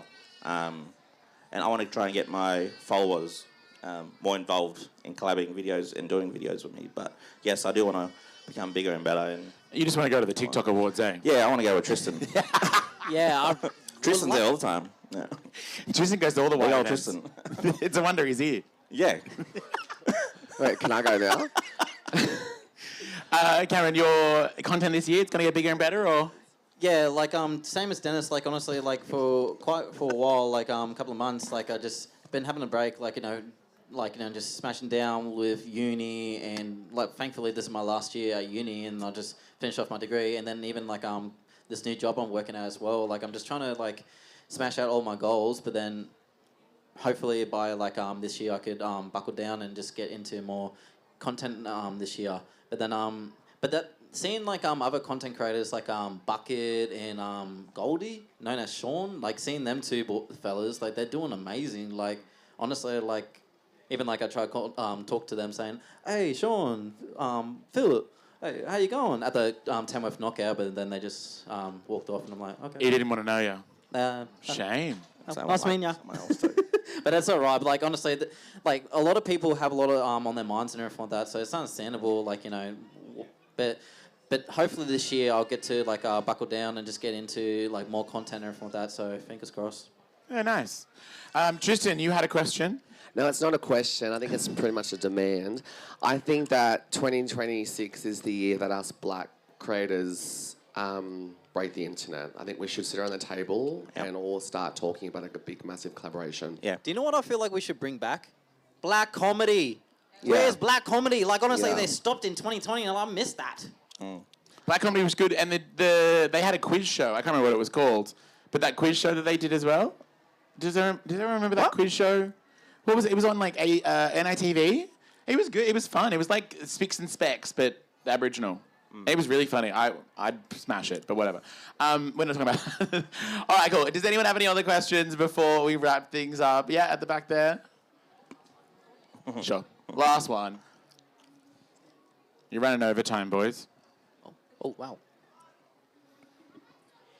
This is a question for Dennis. What was your favourite video that you created? I've got a few. But the very first one. Only one. Only one, she said. That's right. We don't have time, but we got time. I'm trying to think. Jeez, Nita. It would probably be Margaret. Okay, Margaret. She's standing. Is that the one with the Mosey bag? No. So Margaret's standing in the bathroom, and she's looking in the mirror, and she's saying to herself in the mirror, "Tony Abbott, Tony Abbott, Tony Abbott." And so the other character walks in, and he's saying to her, "What are you doing?" And then Margaret goes, "If you say Tony Abbott 3 times, you'll get you get up to the top of the housing list, and you'll get a house." Can you do the acting for us just one time? Can you go on TikTok and watch my video? Fair enough. All right, please give it up for Dennis and Cameron. Go and check them out on TikTok as well. They're absolutely hilarious. And yes, they will be available for photos if you'd like as well. I mean, I'm also available for photos, but whatever. Go and chat to them. Thank you so much for coming. There's so much more happening around Yabun as well, so make sure you go and check it out. Enjoy the rest of your day.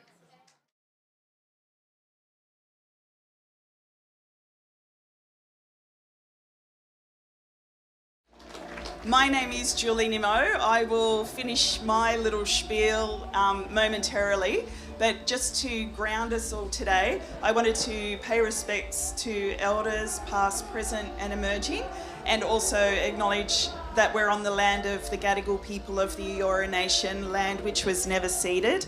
I am a Wiradjuri woman and I'm lucky enough to live on the lands of the Darkinjung people, and as I was travelling in on the train today, I was thinking about my grandmother Mona Foote, who was sent to Cootamundra Girls' Home, and she was there with her 2 little sisters before being sent to Sydney to clean people's houses for many, many decades. And I personally want to pay respect to all the women and the girls and their descendants who had that experience and are still recovering today.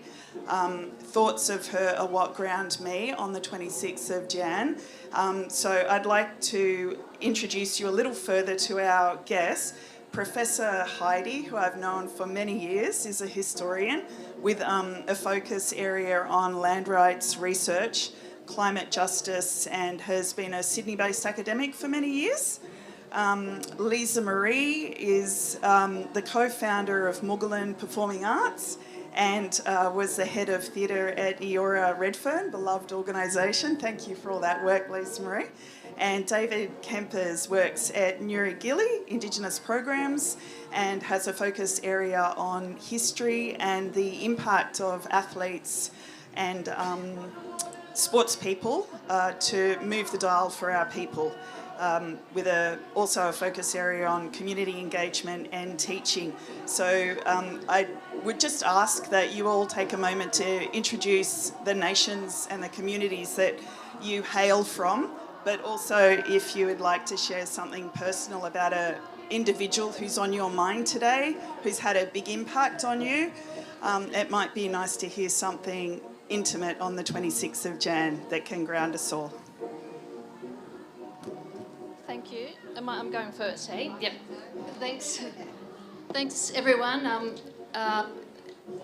Thank you very much for the warm introduction and to my University of New South Wales colleagues beside me here. I'm just going to hit the time because we're limited to 10 minutes, and my plan today is to talk about national land rights, and that's kind of impossible to do in 10 minutes. But let me just say, following Julie's lead, I pay my respects to the traditional owners of this country. I think about where the University of Sydney Hall is sited, the vantage point, the wetlands that would have been here. It makes me think of my very best friend and another academic who I did a lot of writing with, Jennifer Newman, who would often bring our students up here and walk this country. And of course, I also think about my own family. My mother's family comes from northwestern New South Wales. Our family are Rutleys, and I was born and grew up here in Western Sydney. So today, Dave is going to help me with some posters here. To talk about the national land rights story is, from the very beginning, a kind of flawed starting point. So if we look at this first image prepared by, in collaboration with my co-writer Francis Markham, who's a geographer, we wrote a long essay about national land rights, and I've made some copies down the front here. So if you want to come and grab some copies of that paper, please come and grab that afterwards. And there's also a few free books there if you're interested about land rights in New South Wales. So what Julie's showing there is from a near complete dispossession. Since 1966, a land titling process has been underway. Some say a land titling revolution, with significant areas returned to Indigenous peoples. Today, Indigenous peoples have land, I'm just saying the Indigenous estate, just for our purposes today, nearly 4 million square kilometres with more under claim. Estimates suggest that Indigenous peoples hold exclusive possession, native title and fee simple to around 26% of Australia's land mass, When non-exclusive native title is included, that number rises to 54% of the country. It includes national parks, conservation areas and vast expanses of the continent. However, when nationally considered, this story of national land rights, this is what's often lauded, but this story of national land rights, as these two images show, sorry Julie, you've got your work cut out here. These two images show it's enormously fragmented, spatially uneven, the rights and interests that are recognised, so whether that be veto rights, whether that be the recognition of minerals and resources, it's a fragmented, patchwork, uneven story. And I want to turn in just about 5 minutes, for 5 minutes, to ask how and why this uneven, fragmented, patchwork story of land rights came about. And the standard accounts to explain this national story is that it would, a couple of different theories, if you like, would stress remoteness. So where most of the land has been recovered is far from population centres. Another equally legitimate account would say that this whole story is a function of colonial history and the value of land to the settler economy. So they would say they're the primary determinants. But I want to share a different, not to dispute those points, but add something else to the mix. And that is that the patchwork of land returns that we now see, it's a result of not just Indigenous settler politics, but intergovernmental politics within the Federation and the tendency of Labor governments and the high courts towards centralism in the Federation of Australia. So let me unpack this. And I'm going to go through very briefly 5 key eras. And when I say centralism, what I'm referring to there is the appetite and interest on the part of the federal government or the Commonwealth to take the lead, right? To say that there will be Aboriginal land rights and then ensure its implementation.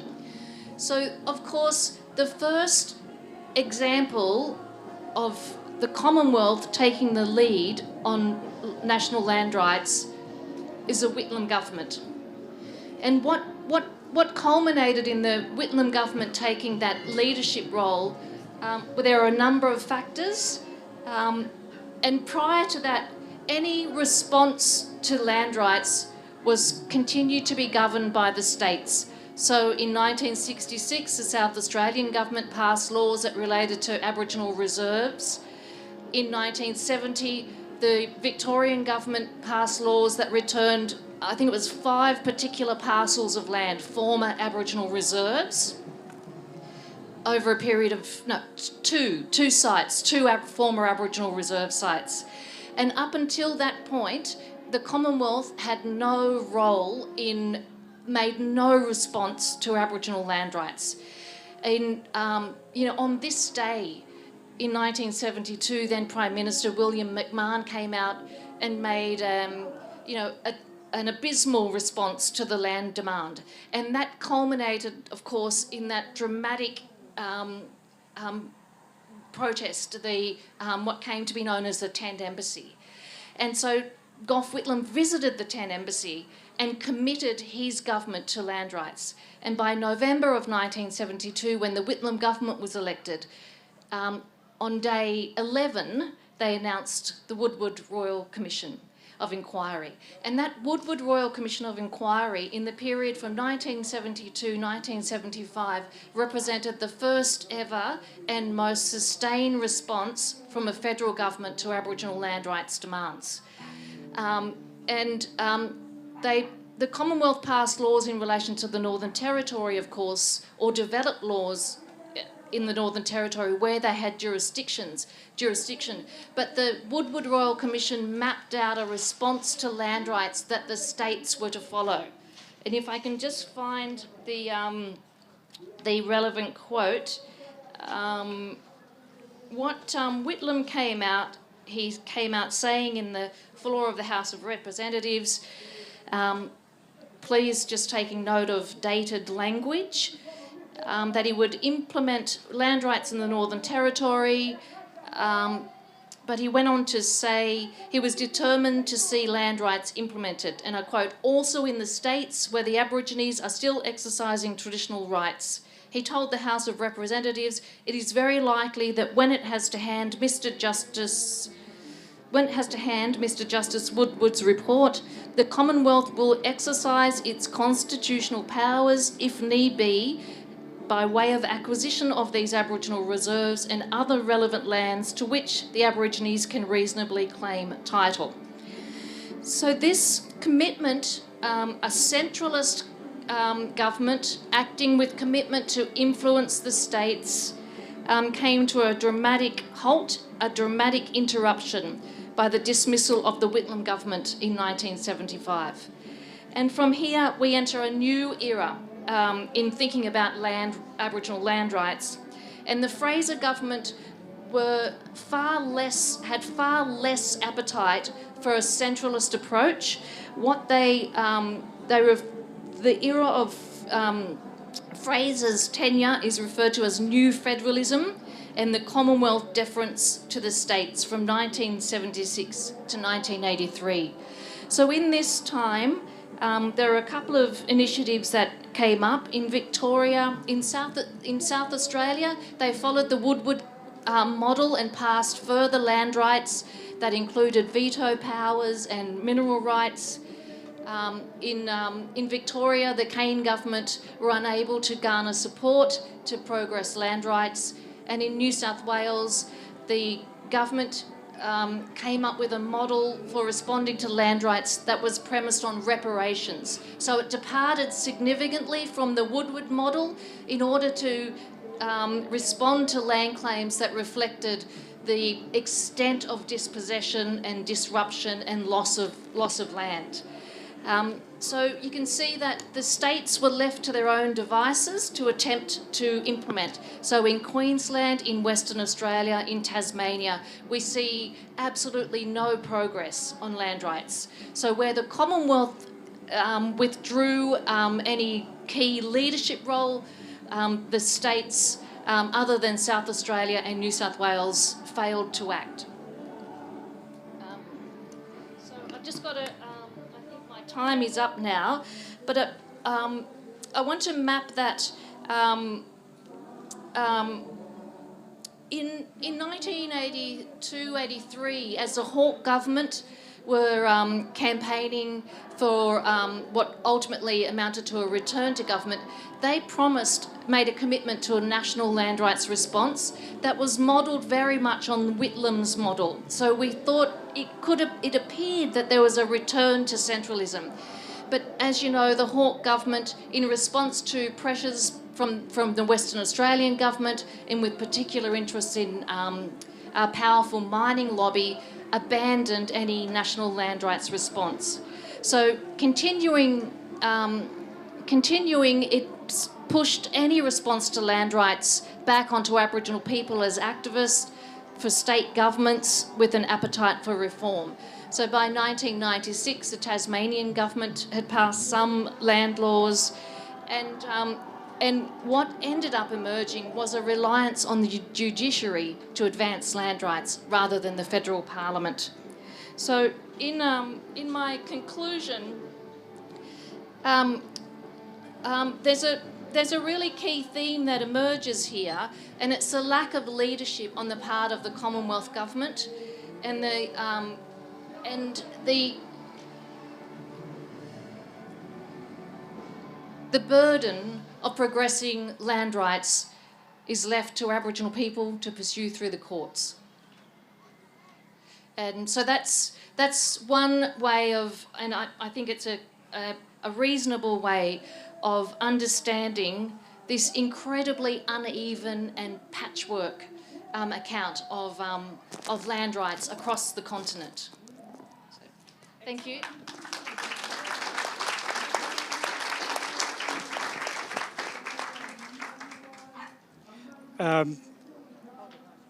Hello. Oh, yes.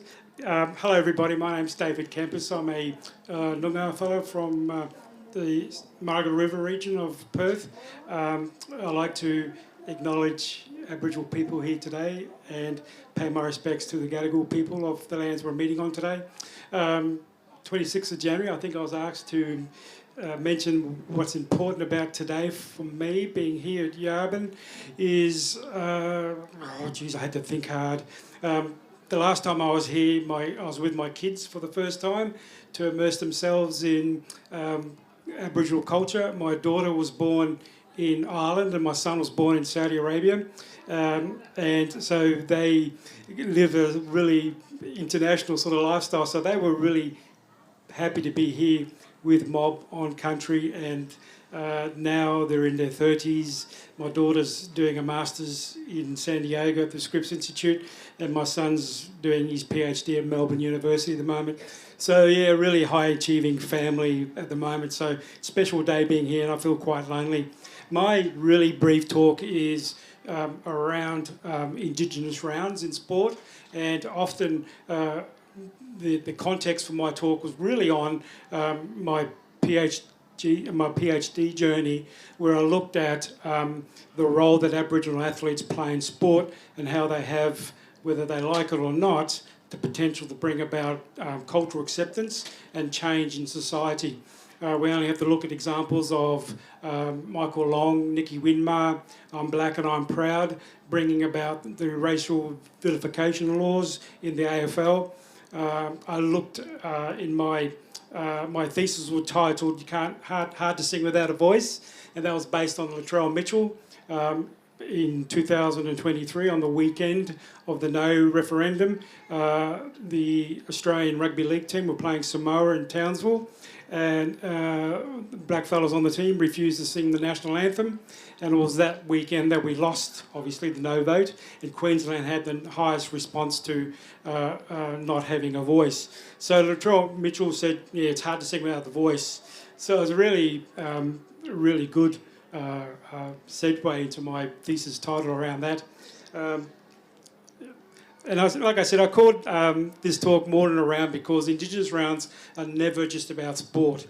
Our participation in the sport in this country has always come with conditions. They're not just about special jumpers, they're not just about ceremonies, they're not just about a week in the calendar. They are moments where Indigenous culture moves into the centre of Australian public life, into stadiums, lounge rooms, pubs, conversations around the country. And in Australia that matters because sport is one of our most powerful cultural institutions. And finally, in recent times, we now play a central role within that institution. In Australia, sport is like a pop culture. It's broadcast nationally. It produces celebrities. It generates emotion, loyalty and identity. So when Indigenous athletes take the field, they do so inside one of the country's most influential cultural institutions. For much of Australia's sporting history, Indigenous participation has come with conditions. And this is a kind of throwback to what Latrell Mitchell was saying in Townsville a couple of those years ago.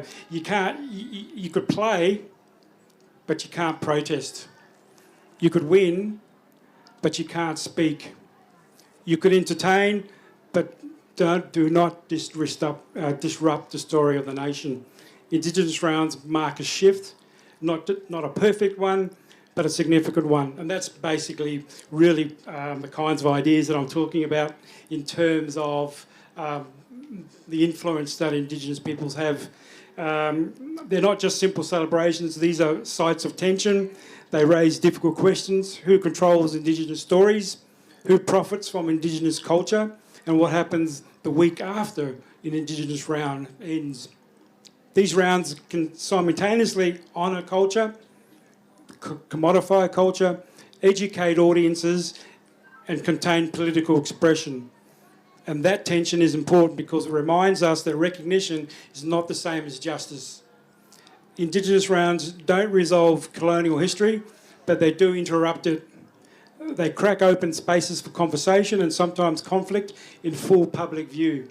And we've seen that through the careers of people like Adam Goodes, when he celebrates his Aboriginality, and gets smashed in the media by those kinds of expressions. When Indigenous design appears on jerseys, they carry much more than colour. They carry country, kinship, survival, story. For Indigenous kids watching these rounds, they say that you belong here. Your culture belongs here. For non-Indigenous Australians, they quietly challenge the idea that Australia's culture is singular, settled and complete. That's why Indigenous rounds are more than a round. They are acts of cultural storytelling and resistance at scale. Sorry, I have to read my notes to get this across. Finally, because I don't want to talk too much. Indigenous rounds only have the power because of Indigenous athletes themselves. Athletes like Adam Goodes, Kathy Freeman, Eddie Betts, Latrell Mitchell, and the list goes on, are not just sports people. They are cultural figures. Their ancestors travel far beyond the field into classrooms. Their actions travel far beyond the field. In the classrooms, social media feeds, family homes and political debate. When I talk to students in the class and I ask them, how many of you know any famous Aboriginal Australian people? 9 times out of 10, all they'll come up with is Kathy Freeman or Adam Goodes. We know more about Indigenous peoples through sport than most other forms of education. When Aboriginal athletes speak, refuse or celebrate, those moments become pop cultural reference points. Indigenous athletes influence fashion, language and slang.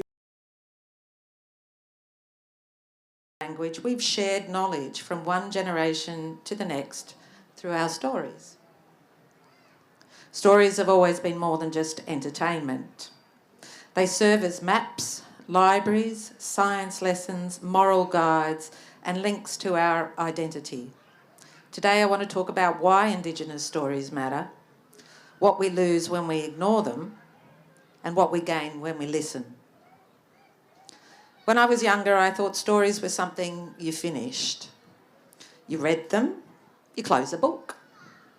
Now you might also watch the movie or mini-series, and then you move on to the next one. But our storytelling is something different. Our stories are not just told, they are carried. They are carried in our voices, they are carried in the land, they are carried in our collective memories, and most importantly, are carried in responsibility. For many Indigenous cultures, storytelling isn't a distraction. It's not a hobby. It isn't something you do only at bedtime. For many Indigenous, I've said that one, storytelling is a living system of knowledge. They're not locked away in books or preserved behind museums' glass, but are spoken, sung, danced, remembered. Long before written languages, we use stories to pass down our lore, our histories, our spirituality, and survival skills. Stories taught us about the world, how to respect animals, how to live in balance, and how to treat one another. These stories weren't frozen in time, they adapted, just like the people who tell them, just like the people here today. They are caretakers of our stories, old and new. Our stories do something powerful. They create bridges between people, between the past and the present, and between cultures. And in a world that often feels divided, stories remind us of something simple and human. We all come from stories.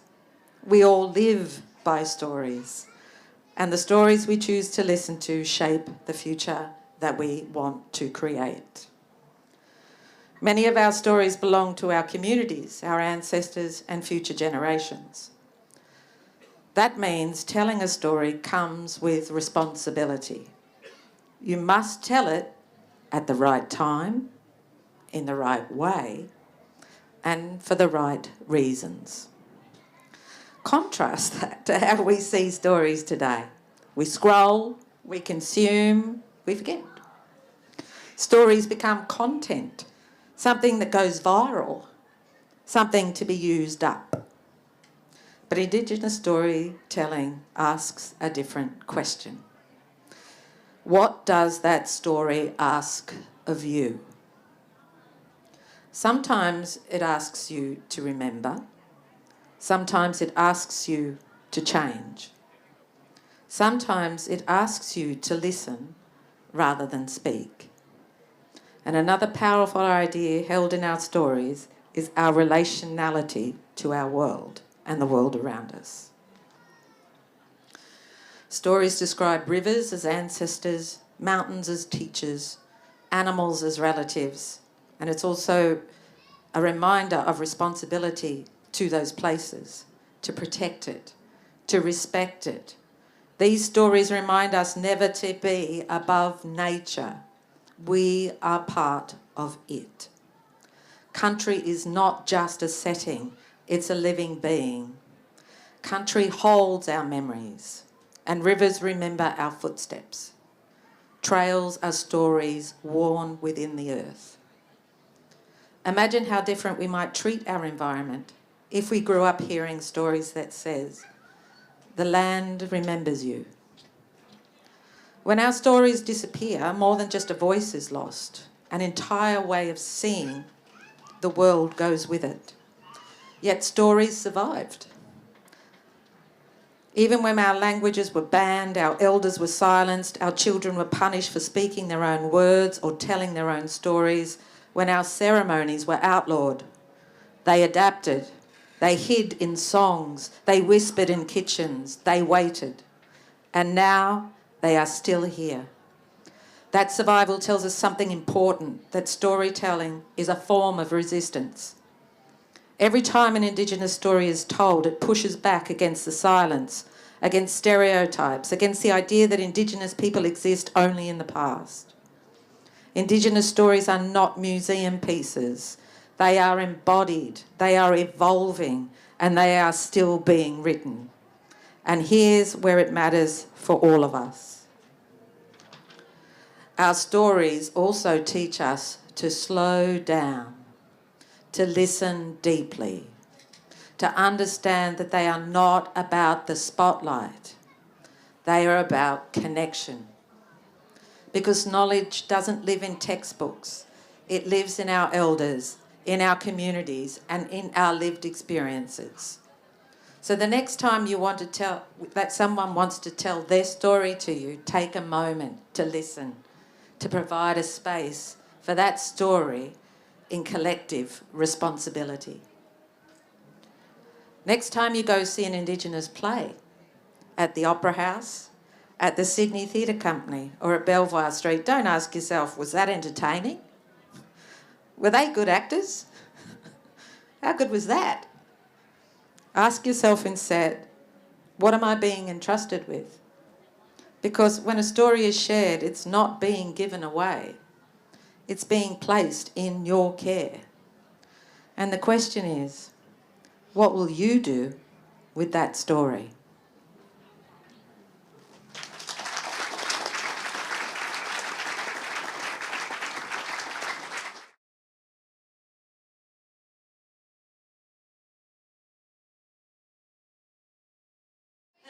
Auntie Marg's in the hotel room. So you can go Margaret's find her. not dead. Yeah. Fair enough. All right. Sorry, Cameron, did you do any collaborations or...? No, but there were like so many ideas. Well, actually, there was one time I did one with Colin Kennedy, but that was just only a one-time thing, like just dancing in that. But like I always wanted to do like collaborations with other content creators like Dennis and Tristan, but I know Tristan ain't got no time for me.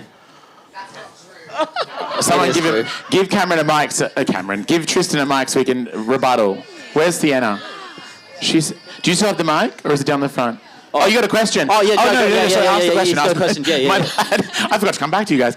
Sorry, yeah, my question was along the lines of that, as well as like this year when you're new making TikTok content creation, he's looking to pursue it even more.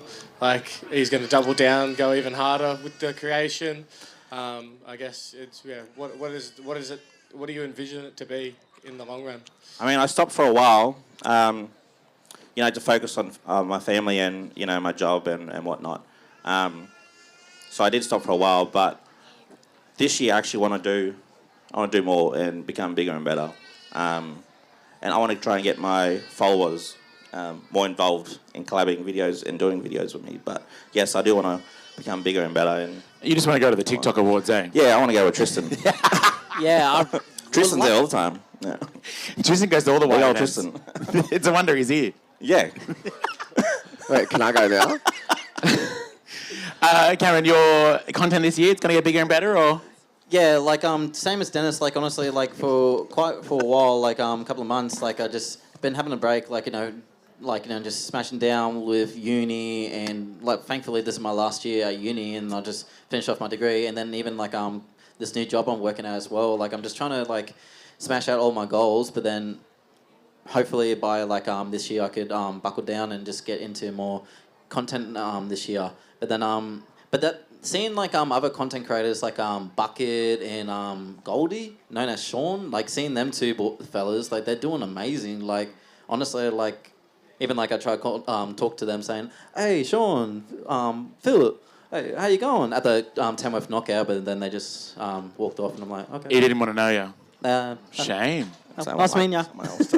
But that's all right. But like honestly, like a lot of people have a lot of on their minds and everything like that, so it's understandable. Like but hopefully this year I'll get to like buckle down and just get into like more content and everything like that. So fingers crossed. Yeah, nice. Tristan, you had a question? No, it's not a question. I think it's pretty much a demand. I think that 2026 is the year that us black creators break the internet. I think we should sit around the table and all start talking about like a big, massive collaboration. Yeah. Do you know what I feel like we should bring back? Black comedy. Where's black comedy? Like honestly, they stopped in 2020, and I missed that. Black comedy was good, and they had a quiz show. I can't remember what it was called, but that quiz show that they did as well. Does anyone remember that quiz show? What was it? It was on like NITV. It was good. It was fun. It was like Spicks and Specks, but Aboriginal. It was really funny. I'd smash it, but whatever. We're not talking about. All right, cool. Does anyone have any other questions before we wrap things up? Yeah, at the back there. Sure. Last one. You're running overtime, boys. Oh, wow. This is a question for Dennis. What was your favourite video that you created? I've got a few. But the very first one. Only one. Only one, she said. That's right. We don't have time, but we got time. I'm trying to think. Jeez, Nita. It would probably be Margaret. Okay, Margaret. She's standing. Is that the one with the mosey bag? No. So Margaret's sitting in the bathroom, and she's looking in the mirror, and she's saying to herself in the mirror, "Tony Abbott, Tony Abbott, Tony Abbott." And so the other character walks in, and he's saying to her, "What are you doing?" And then Margaret goes, "If you say Tony Abbott 3 times, you'll get you get up to the top of the housing list, and you'll get a house." Can you Can you do the acting for us just one time? Can you go on TikTok and watch my video? Fair enough. All right, please give it up for Dennis and Cameron. Go and check them out on TikTok as well. They're absolutely hilarious. And yes, they will be available for photos if you'd like as well. I mean, I'm also available for photos, but whatever. Go and chat to them. Thank you so much for coming. There's so much more happening around Yabun as well, so make sure you go and check it out. Enjoy the rest of your day.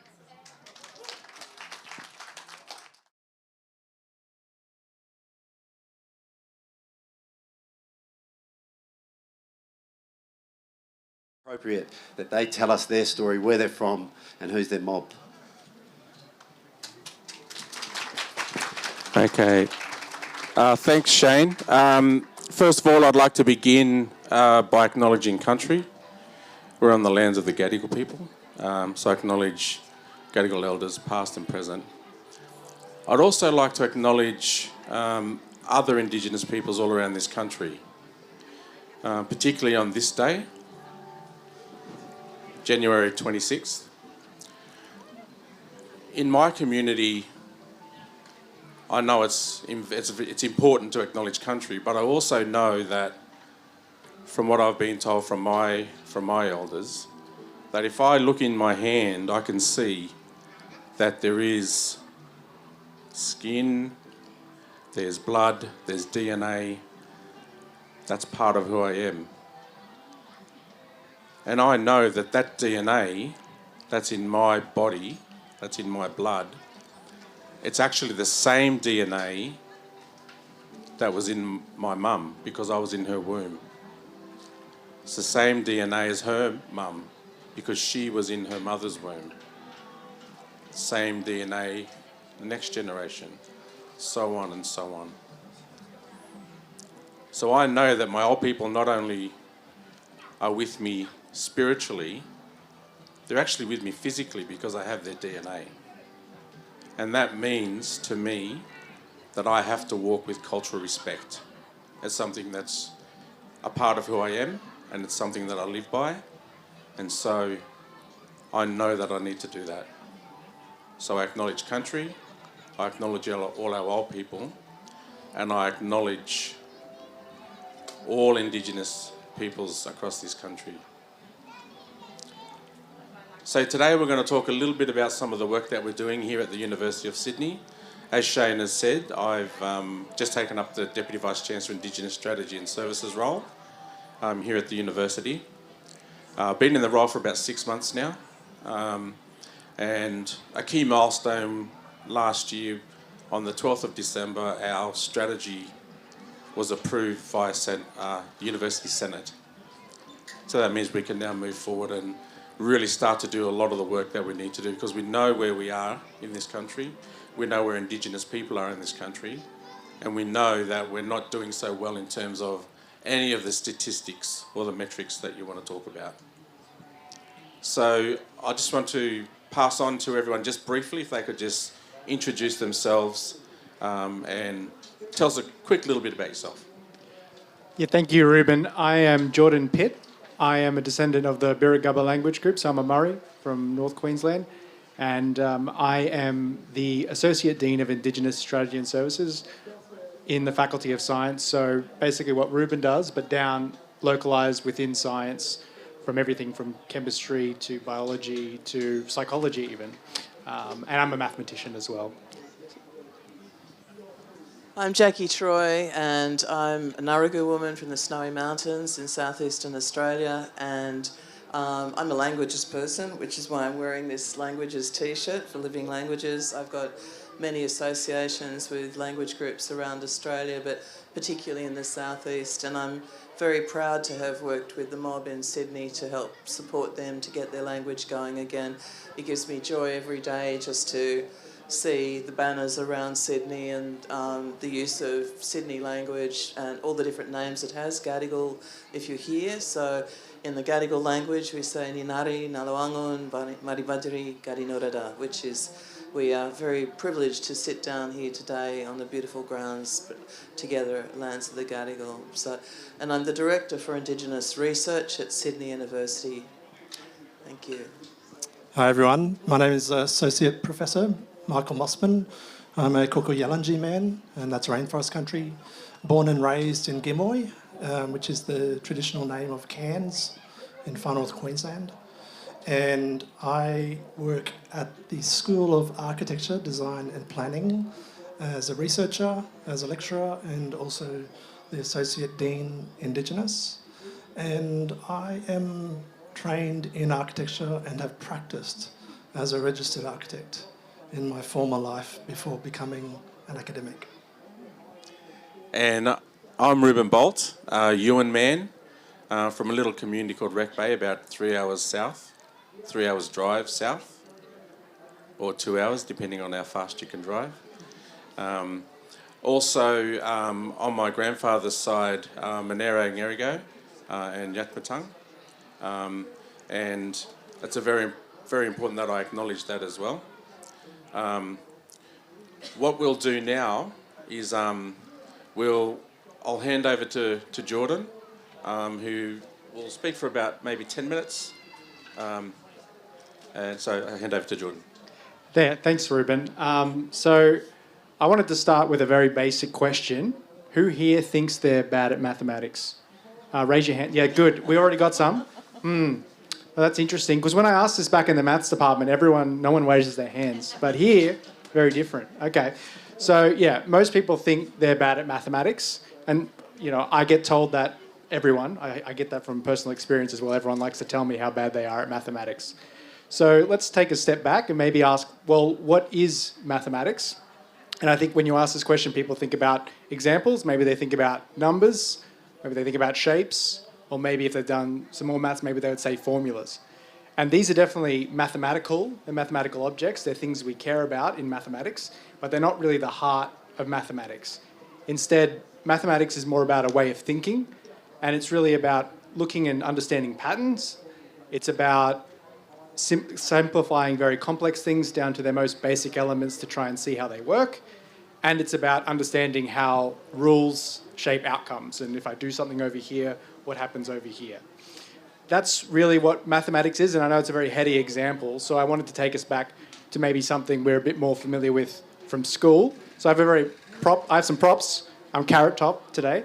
So let's go with a very simple example. We have my 3 lunch boxes, okay? So we have 1, 2, 3, and I have 3 apples that I have to share. So 1, 2, and hopefully the floor's not too dirty because I want to eat these later. 3, okay? And, you know, classic example from school, let's share my 3 apples amongst the 3 lunch boxes, okay? And I think I can see the little mathematicians ticking away in there. You've all got an answer. Let's just put 1 apple in each of the lunch boxes. And that's totally right, yeah. So we put 1, and we put another 1, okay? And you've solved the problem, so good job. But I wanted you to pay attention to some of the thinking that goes on underneath the surface with that decision you just made there. So I didn't give you any reason to not think this, but in real life, things are much more complicated, okay? You assumed that all the apples are the same, when we know that some apples are heavier than others. Maybe that's not quite the way we want to share them, or sometimes the apple's rotten and you want to throw that out. We also assumed that all the lunch boxes are the same, but in reality, you have to feed 3 different people. Maybe you have to feed Jai, maybe you have to feed Daisy, and maybe you have to feed Malachi. And Jai's already had apples for the whole week and he's sick of them. Okay? And then following from that assumption, you also chose to share your apples evenly amongst the lunch boxes. And that makes sense because they're all the same. But, you know, sometimes you have to share them differently. And this is the type of thinking that's the mathematics. It's those rules, those underlying assumptions, and about bringing them to the surface. The calculation, which would be 3 apples, 1, 2, 3, divided by 3 lunch boxes, 1, 2, 3, equals 1, is just the result of all those rules that helped you form that decision. And so that's what the real mathematics is, understanding those deeper processes. But people get lost on the calculations, I tend to find. And you might start to now ask some deeper questions as well, or try to extend your thinking. So you might ask, well, what happens if I have another apple? Okay? And, well, or maybe this one's different, so I did try and trick you with that one. But if you wanted to share this, now you might have to cut your apple, okay? And can you cut an apple? Does it make sense? Yes, it does make sense to cut an apple, but some things you can't cut, so worth considering. And then the other thing I want you to pay attention to that's interesting is that I started with 3 apples, ended up with exactly 3 apples as well. 3. So the number didn't change, and it's back to the whole when you add them all back up, all those individual pieces. So that's really what mathematics is that underlying thinking. And it's a thinking that's been going on for tens of thousands of years on this country, very ancient. Us mob here have been doing it for a long, long time. And we can think about examples that maybe you're not used to because you're thinking about mathematics from school, but we could think about the navigation over long distances and how you embed those stories and songlines in a very structured way to make sure you end up in the right place with sufficient water and food on your journey. And then we might start to think about, well, noticing patterns in the weather and the seasons, and also those incredibly structured kinship systems, although you have to ask another mathematician who I'll shout out, Jared Field, for more about that. And then, of course, the patterns in weaving and dancing. These are all examples of mathematical thinking, just expressed in a way that probably you haven't seen from school. The one that's probably more likely you've seen in school that does connect back is kind of names for numbers and language. So here in this country, the word, we've got a word here, for 2 is bulla. And what I like about that example is that in my country, the word for 2 is bularu, which just shows that connection between numbers, navigation, and the depth of the knowledge here. So that's a bit about what mathematics is. And then we'll go back to my original question, which is why do people think they're bad at mathematics? Well, usually people tell me kind of 3 things, I think. So the first is I'm slow when I do mathematics. Yeah, that's totally fine. Mathematicians are slow. Deep thinking and, importantly, learning takes time. So give yourself a break. Give yourself some time. Number 2, I make mistakes when I do calculations. Yeah, everyone makes mistakes, okay? I make mistakes. Mathematics and mistakes, it's all part and parcel. And then number 3 is that I'm just not a maths person. And I hear this a lot, and it's a bit different from the other 2 because it really is just a story about yourself that you've told yourself. So, and what it usually comes down to is at some point during someone's schooling journey, they went and they came across some mathematics that didn't fit or wasn't told to you in the way that you understand, and you assumed that you were the problem. But you weren't the problem, okay? That mathematician is still in each and every one of you, and you use it every day. So people tend to quit maths not when it's hard or difficult, but rather when it gets uncomfortable. When the problems start being a bit less straightforward, the patterns are less obvious, and they just give up. So imagine if we did this in other parts of our lives. You do one bad drawing, I'll never be an arts person, or you mispronounce a word, guess I'm not a languages person, or you trip over one time when you're walking, I guess I'll never walk for the rest of my life. Ridiculous, right? But we do this with mathematics every day. So I can see, though, that even though people say and have a narrative about that they're bad or they're not a maths person, that little mathematician ticking away at you. I see the engagement that social media posts get if you ask if 2 apple emojis and 1 banana emoji equals 30, and 1 apple emoji and 1 banana emoji equals 20, how many of you are down in the comments, down in the likes, trying to figure that one out? So that little mathematician, he's ticking away, they're ticking away in there. And you use that patterns and that reasoning every day, but maybe you haven't interrogated some of those assumptions you've made along the way, and it's worth considering because maybe you've gotten the wrong answer from what you actually want because you haven't looked at it more deeply. So that's my kind of invitation to you today, is that if you see a pattern or a problem or a puzzle, slow down. Give yourself some time, okay? Be curious and make mistakes. And importantly, try and try again. And you might just start to grow that little mathematician inside each and every one of you. And once you do, a whole new world can open up and you can see the world in a very different way. So thanks for listening.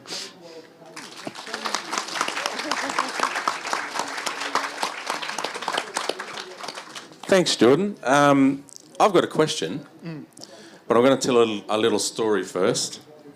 So my oldest boy, his name's Tariq, and he's over there watching the bands. He's 15 now, but when he was about 4, we were sitting around the table at dinner, him, his older sister, me and my partner, and he asked a question. And he must have been at school and thinking about math. And he said, "Mum, what's the opposite of a half?" And then his older sister said, "The other half." And then my wife said, No, Savannah." She said, "The opposite of half is empty. No, is full." And then Tariq said, "No, Mum, because the opposite of full is empty."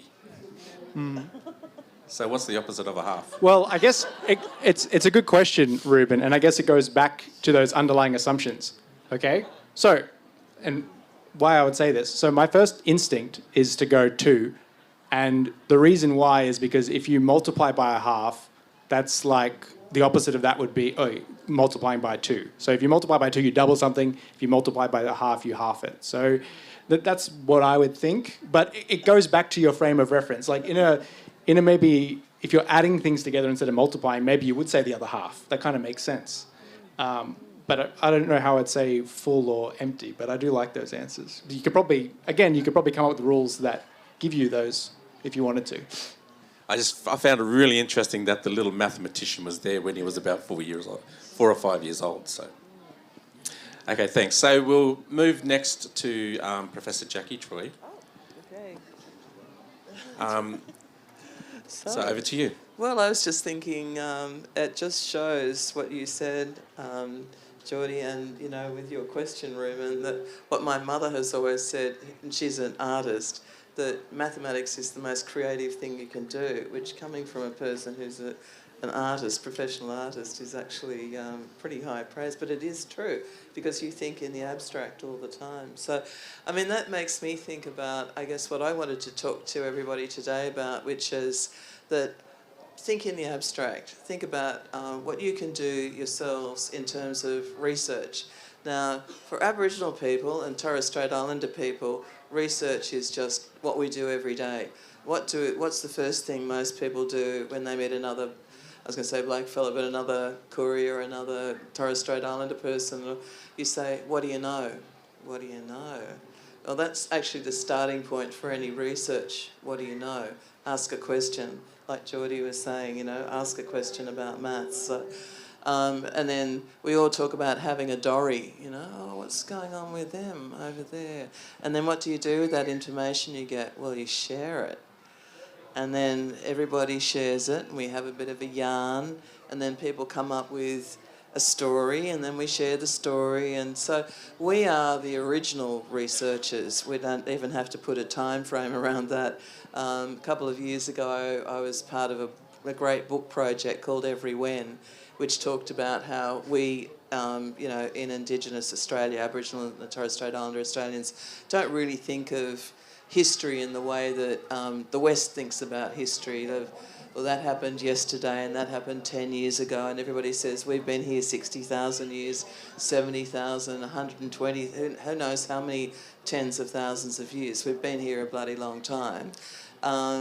But the thing is, everything that's ever happened is still happening in our world.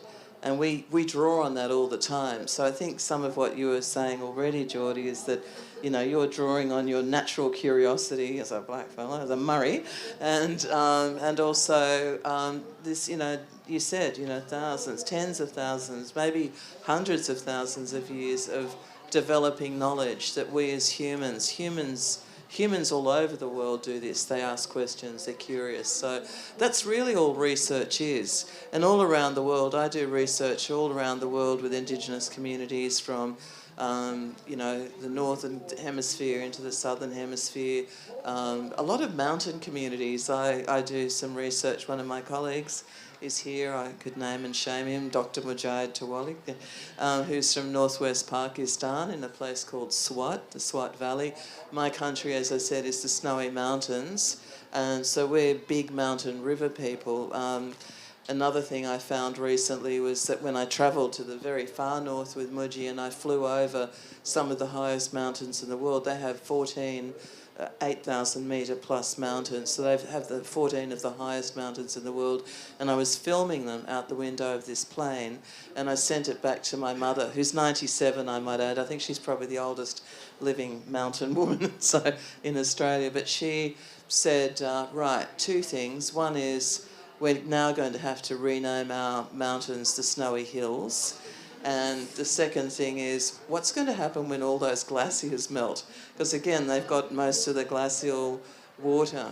So here's this curiosity, and I do research with Mujahid and others about planetary health, which is thinking about, you know, how we're going to be into the future, health-wise, if we don't care for our environment. How is our country? Our countries. I loved what you said, Reuben, from the start. All of us, whether you're Aboriginal or not, or Torres Strait Islander or not in this audience, you all have DNA connecting you to place, right? And it might not just be here in Australia, it might be elsewhere outside Australia. So there's that sort of, we have to care for country. We've always talked about that as people in our own way. But also, country cares for you. If you care for country, it will look after you. But if you don't, who knows what will happen when all those glaciers melt, you know. But, you know, people still can't learn languages. And of course, what do children do? They're not necessarily better at learning languages, they just don't care. If they make a so-called mistake, they just think it's hilarious. They'll have a bit of a laugh at each other and, you know, but adults won't do that. It's the same thing with maths. So I would, you know, encourage you all, look, you've learnt words today, Yabun, right? Yabun. Anybody here know what Yabun means? Have you all read the literature? Someone want to put their hand up and say what Yabun means? You don't? So many years ago, Heidi Perkins, the famous Heidi Perkins of Uncle Charlie's daughter, she said, Jackie, I want to have this festival that's going to be like a corroboree, big thing, you know, food, yarning, music, doing what we really love to do, right? And I need to have, what are we going to call it? I want to think of, you know about this language of Sydney, what should we call it? So I had a yarn with people and they liked the idea of something to do with music and dancing and drumming. So it's basically the beat of, you know, the beat of the drum, moving to the beat of the drum, which is what we're all doing. Move to your own beat. That's what you already said, Jordan. Move to your own beat. Don't be afraid of maths. That's what you're saying. I nearly called you uncle, but no, sorry, you're too young for that. So what Reuben was saying, you know, move to your own beat. Be part of your country. Be part of who you are. You know, be what you can be. So that's what this means, Yabun. And so it's a celebration of us all being together, being Indigenous Australians, but also everybody else who's part of Australia joining in with us, joining in the great corroboree of what it is to be in this beautiful country, you know. So now I was able to do that because I studied languages. And I studied languages because I wanted to know what had happened to our languages. When I, as a little girl, went to live in Mexico, because my mother decided she would go and do some study there, they spoke another language, at least one other, the Spanish, plus all the local Indigenous languages. And I thought, well, where's my language? Where's the Snowy Mountains language? Where's the language of Sydney, where I'd grown up in as a little kid? So that led me on this path to sort of find out, particularly for New South Wales. And there was very little written about New South Wales languages at that time. Now I can say, and I've had a small contribution through the study that I've done through universities in bringing on schools curriculum, not only at the New South Wales level, but also at the national level. Recently, to my great joy, Jacinta Tobin, Daruk woman from Western Sydney, just did her doctorate on her language, on Daruk. And I couldn't be more excited to think that there are people coming through now. A friend of mine, Leslie Woods, who's Nyampa woman, recently completed her PhD on her language. We were counting up how many people might have PhDs on Aboriginal languages now who are Aboriginal. And there's, you know, maybe around about a dozen people. It doesn't sound like a lot, but, you know, until a few years ago, I was the only person who had a doctorate in linguistics. It's a lonely place when you're the only one, and it's really wonderful to see more and more people coming on. So I'd like to encourage everyone to say, look up the hill there. This is not the only university you own. There's one down the road, UTS, brilliant bloody university, University of Western Sydney, a bit further out. You know, New South Wales Uni. I mean, Charles Sturt's got a campus in Sydney. You own all of these universities. They're public universities. So if it's not yourself, if you can encourage someone else to have a dorry and use Indigenous methodology and become a researcher, then I'd like to see you do anything to assist. And universities are not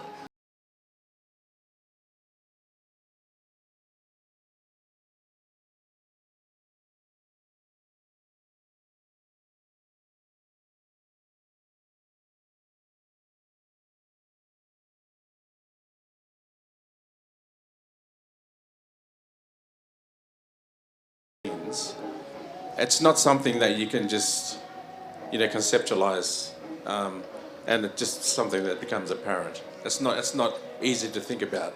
Now, you consider this, if we might talk about being a second generation doctor or a third generation lawyer or maybe a fifth generation farmer in Australia.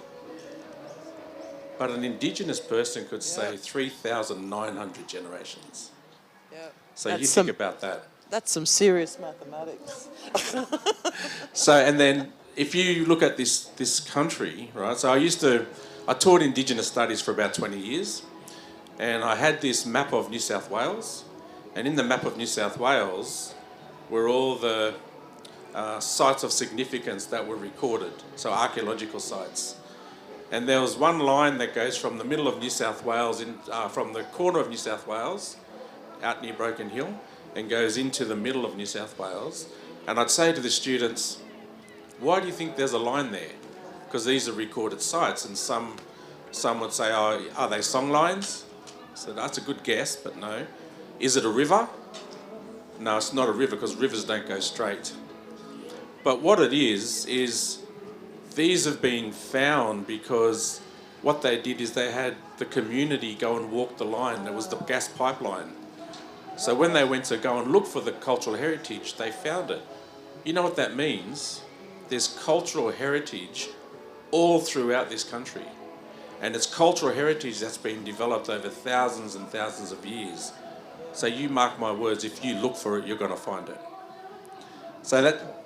Can I just is that? I was just going to... I'm really glad you raised that, because one of the things that was really exciting for me recently is there's been this narrative that no one ever lived up at the top of the mountains, in our snowy mountains. So what, Aboriginal people are the only people that couldn't live in snow? I don't think so.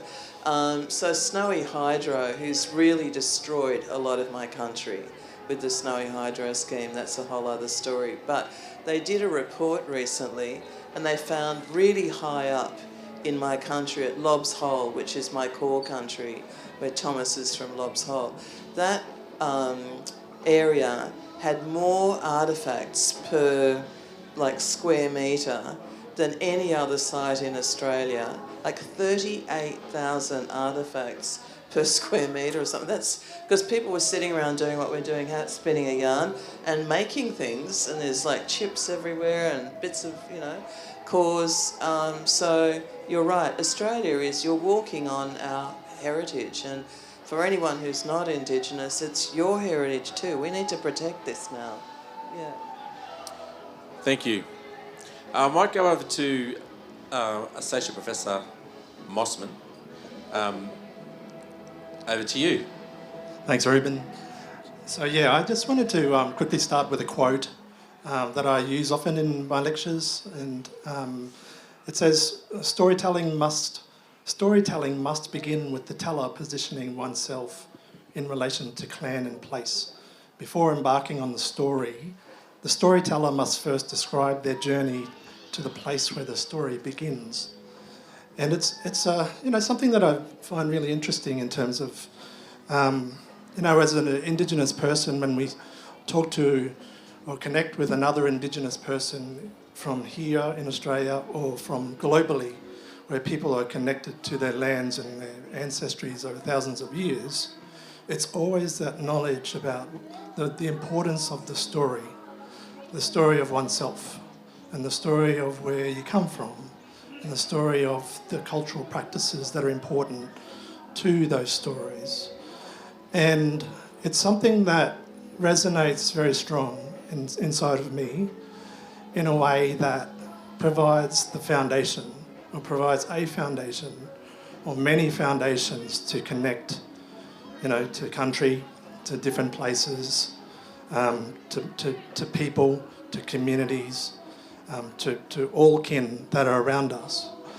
And I, as an Indigenous person, that's just something that's embedded within who I am as a person, and something that that I think is important to communicate to students who are from backgrounds that are not Indigenous from Australia, but are from many other different places across the world.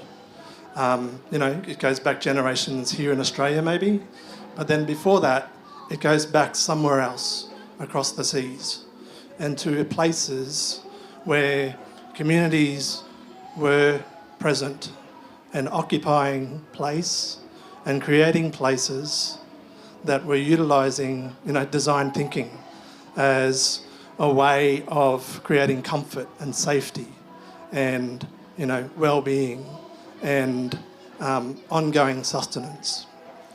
And, it's just something that as a thought process of, as someone who's trained in architecture, it's like, I don't exist here as an architect, which in a very sort of non-Indigenous sense, it's like I am a person and I am this such and such a profession. I am a person and I come from particular cultures, and that's what's important to me and forms the foundation of who I am in order to contextualise, everything that's around me, and that happens to include my profession as well. So my story, it starts in Cairns, in far north Queensland, and as I mentioned earlier, the traditional place name is Gimoy, and that's the traditional name for the slippery blue fig tree. Hands up if you've been to Cairns. There's a lot of people who've been to Cairns in this room. That's great. And you'll notice, like, when you go, you go from the airport, when you land, if you go there by plane, you land in what was formerly a mangrove. And you have to drive through a mangrove to then go into the city, right? You know that. You can picture it in your mind, and you've been there. And then you notice that it's all the city area, it's all very low-lying. And you go to the esplanade and the water level is right there. And you start to think in your mind, well, maybe that mangrove system that we drove through from the airport, that we would have had to get to the city now, maybe the city used to be a mangrove system as well. And teaching in architecture and planning and design, you start to then unpack, the story of this place. That is this place that has these streets that have been imposed onto this landscape, onto this sea, onto this waterscape. And then these buildings, and when you go through the place of Cairns, you can see there's a lot of buildings that have colonial influences. So again, it's this imposition of an architectural style that's been placed into this, township on the other side of the world. Can you believe it? And you start to think, when you move through all towns and cities throughout Australia, it's the same story. There's all these different strange architecture types that have been plonked onto the country of original custodians, and they don't actually belong here. They belong, on the other side of the world, as I mentioned. But it's like that's part of the story of this place. And it's part of the story of who I am, growing up in that place of Cairns as a young person, seeing these strange buildings and them feeling quite imposing, or that there's a sense that, I as an Aboriginal person don't belong, and in the way that I interact with these buildings. And you can start to sense, well, maybe that's the case, the feeling that I have when you interact with many of the buildings that are around us here in Sydney. I mentioned this, the oldest university in Australia. It's got the Great Hall and the Quad. They're two examples of these strange impositions of these pieces of, architectural styles that have been plonked onto this, pretty significant landscape, on this very significant landscape. So that's part of my story, and I studied architecture because it's like my father was in labouring and construction, and growing up in Cairns, I was like, there's no way in hell that I'm going to be doing that sort of work in those humid conditions. So maybe there's an opportunity to work in an office and do something that's more related to the designing of that infrastructure. And that got me interested in architecture as a trajectory, as a pathway, and how that can be something that can, do something that can involve my culture. And it wasn't until I finished my architecture degree and I worked in my first job here in Sydney that I worked with another Aboriginal architect and learned this really important lesson about, everything that we design is on country. Every piece of architecture, every road, every way that something has been planned, it's always on country. And that, every move that we make in this sort of contemporary way of designing place, it can learn from the lessons of how original custodians of place were doing things, creating place here. And in this instance, that's very important. And in all instances across, this continent, people were designing places. People were recognising the climate, recognising the way that the elements were working, recognising, there's dry and wet seasons, or there's other, there's cold and warm, and designing to respond to that. And that's very basic, and in a contemporary sense, that's called, sustainable architecture, where we can start to really think and frame in our mind that that's how Indigenous cultures have been designing, for thousands of years, for thousands of generations, and been really connected to that place. So that's what activates me as a professional, and what activates me is to really look back on what culture has given to us, or what all the many different cultures have given to us, and how that can be, how we can respectfully utilise those lessons in order to create new innovations or new ways of establishing connections to country through contemporary architecture. And I'm hands up if you know a black architect in the room. All right, there's a few here. Don't include me on that list, please. If not, do that hands again. We're a very underrepresented group of professionals, like all professions that are taught in the university systems. And we can always do more, and we need to do more. And it's up to all of us to get behind, the effort to really make the investment for what we can do moving forward into the future. Hands up if you know any black people trained in architecture who've got a PhD. Yeah, right. So that thing is again, that's even smaller percentage, of representatives who have that, culture and expertise mixed with the expertise, and how that can then formulate into something that is quite unique and distinct. And that's what excites me about being an academic at the School of Architecture, Design and Planning here at the University of Sydney. There's some great investment that's happening. And in the School of Architecture, we did a scoping study that was really specifically looking at, indigenising the curriculum. But we did that 2 or 3 years ago.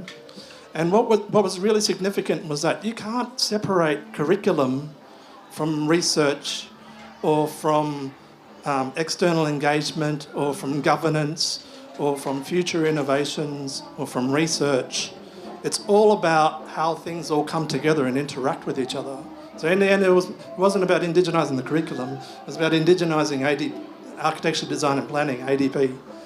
And that has since evolved into, the strategic plan that came out last year, and, this idea about establishing an Indigenous research hub, when it's more than research, it's about creating a whole of school place. And so what I'm coming to is that last year we established an Indigenous knowledge place within the School of Architecture, Design and Planning. And it's about all of those things interacting: education, student life, the lives of our students are the priority. Research and community engagement. There's external industry engagement and government procurement engagement. So there's all these opportunities to really pull together initiatives that speak to each other across these different areas, that can really create some unique opportunities. That is the really exciting propositions moving forward. And it's something that, as a university, we all have these opportunities to work together as Associate Dean Indigenous, within the school and working with Reuben and Jackie as the Director of Indigenous Research, that we can do some really exciting and deadly stuff moving forward in the future, always following in the footsteps of where we've come from, those stories that are important to who we are, and sharing that with all of the students who are learning about these knowledge systems, that they can do the same in order to then really relate what's important about how they can connect to country. Thank you, Michael. I just want to pick up on a couple of words that you said, and you didn't use the word identity, but you said who I am. So, and I think when you talk about this concept of who I am, it's a little bit more philosophical than this kind of concept of identity. And I think a lot of people get a little bit kind of mixed up and confused around, the difference between identity and a sense of self and who they are, etc.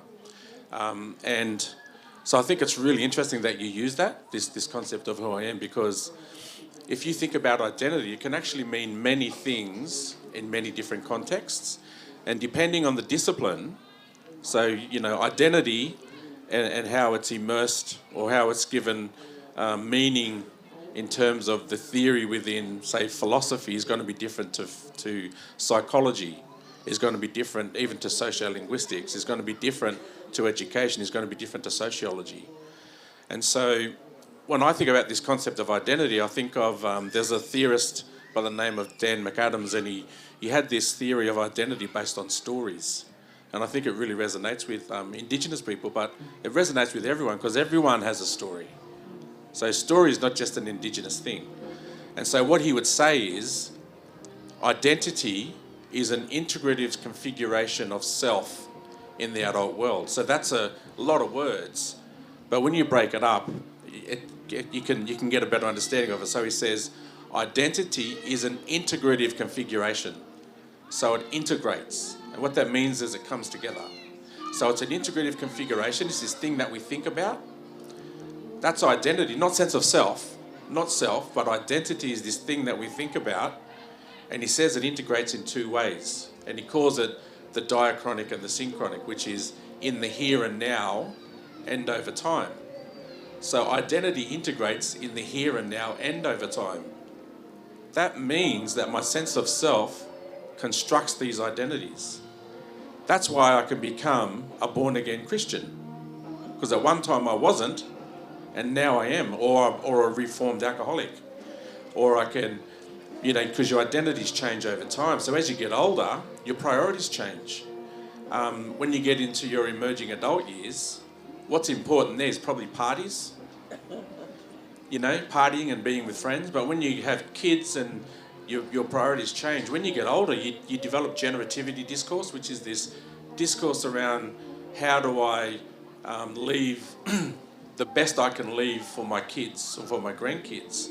So that's that generativity discourse. So as we get older, our priorities change, but there's also something there that I think that's really important. And so what I'm going to leave you with, everyone, is a call to action. So I want you to think about this. So we're here at the university, we do all the work that we do. I'm actually on the National Science and Technology Council, and it's chaired by the Prime Minister, and I'm leading some of the work around elevating Indigenous knowledge systems across the country. And so there's this real kind of positive shift now in the ways in which kind of Western science is not only positioning Indigenous knowledge, but it's also valuing it, and it's validating it. Not that we need it to be validated, but it's also validating it. And it feels like there's this real kind of paradigm shift now. I look at all of that good stuff that's happening on that level, but then I look at what's happening in the Northern Territory, and I was just in the Northern Territory, spent 5.5 years there, just moved back to Sydney last July. But with the new government, so I went from Labor to the CLP, that government, Labor had 17 seats and went down to 4 seats in the Parliament. Since that new government's come on board, they've reduced the age of criminal responsibility to 10. They've put on buses signs that say if your clothes are soiled, you're not allowed on the bus. They've changed the Sacred Sites Act, where they don't have to engage in any dialogue with traditional owners. And I just saw not long ago that the funding had been cut for representation with legal aid. So if 10-year-olds are getting locked up, they've got no legal representation now if they can't afford it. And I look at that and I think we've making all of this really good progress, and then in other parts we're kind of going backwards. So for me, the question then is, what do we do? Well, you know what we do? We do what we said we would do, and we continue to do what we're going to do. So here at the University of Sydney, we've got a new strategy that was just launched last December. Now we're going to really develop all the plans for that to move that out across. Obviously, everyone here will be involved in that. But my call to action to everyone here is, what is it that you can do personally? And it doesn't have to be big ideas and big programs of work. It could be something as simple as, you know what, I might do some tutoring. You know, I might spend some time, you know, if there's a homework centre somewhere, or, you know, I might go and put in some volunteer work at one of the organisations. But Indigenous people in this country cannot do it all alone, and I think that's where the allyship is really important. So my call to action for everyone is for you to think about what you can do personally to make a difference in outcomes in Indigenous communities. We're going to leave it at that. So can I say, please give a big thank you to Jordan, Jackie and Michael and myself. Thank you.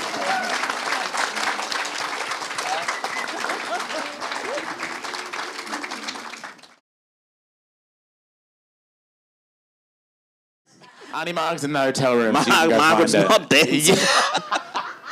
Fair enough. All right. Sorry, Cameron, did you do any collaborations or...? No, but there were like so many ideas. Well, actually, there was one time I did one with Colin Kennedy, but that was just only a one-time thing, like just dancing in that. But like I always wanted to do like collaborations with other content creators like Dennis and Tristan, but I know Tristan ain't got no time for me. Someone give Cameron a mic. Give Tristan a mic so we can rebuttal. Where's Sienna? Do you still have the mic, or is it down the front? Oh, you got a question? Oh, yeah. Sorry, ask the question. Got a question. Yeah. My bad. I forgot to come back to you guys. So, my question was along the lines of that, as well as like this year, when you're new, making TikTok content creation, he's looking to pursue it even more. Like, he's going to double down, go even harder with the creation. I guess it's, what is it? What do you envision it to be in the long run? I mean, I stopped for a while, to focus on my family and, my job and whatnot. So I did stop for a while, but this year I actually want to do more and become bigger and better. And I want to try and get my followers more involved in collaborating videos and doing videos with me. But yes, I do want to become bigger and better. And you just want to go to the TikTok Awards, eh? Yeah, I want to go with Tristan. Tristan's there all the time. Yeah. Tristan goes to all the way. Tristan. It's a wonder he's here. Yeah. Wait, can I go now? Cameron, your content this year, it's going to get bigger and better, or? Yeah, like same as Dennis. Like honestly, like for a while, like a couple of months, like I just been having a break, just smashing down with uni, and like thankfully this is my last year at uni, and I just finished off my degree, and then even like this new job I'm working at as well. Like I'm just trying to like smash out all my goals, but then hopefully by like this year I could buckle down and just get into more content this year. But then seeing like other content creators like Bucket and Goldie, known as Sean, like seeing them two fellas, like they're doing amazing. Like honestly, like even like I try to talk to them saying, "Hey Sean, Philip, hey, how you going?" At the Tamworth knockout, but then they just walked off, and I'm like, okay. He didn't want to know you. Shame. Nice meeting ya. But that's all right. But like honestly, like a lot of people have a lot of on their minds and everything like that, so it's understandable. Like but hopefully this year I'll get to like buckle down and just get into like more content and everything like that. So fingers crossed. Yeah, nice. Tristan, you had a question? No, it's not a question. I think it's pretty much a demand. I think that 2026 is the year that us black creators break the internet. I think we should sit around the table and all start talking about like a big, massive collaboration. Yeah. Do you know what I feel like we should bring back? Black comedy. Where's black comedy? Like, honestly, Yeah. they stopped in 2020 and I missed that. Black comedy was good, and they had a quiz show. I can't remember what it was called, but that quiz show that they did as well. Does anyone remember that quiz show? What was it? It was on like NITV. It was good. It was fun. It was like Spicks and Specks, but Aboriginal. It was really funny. I'd smash it, but whatever. We're not talking about.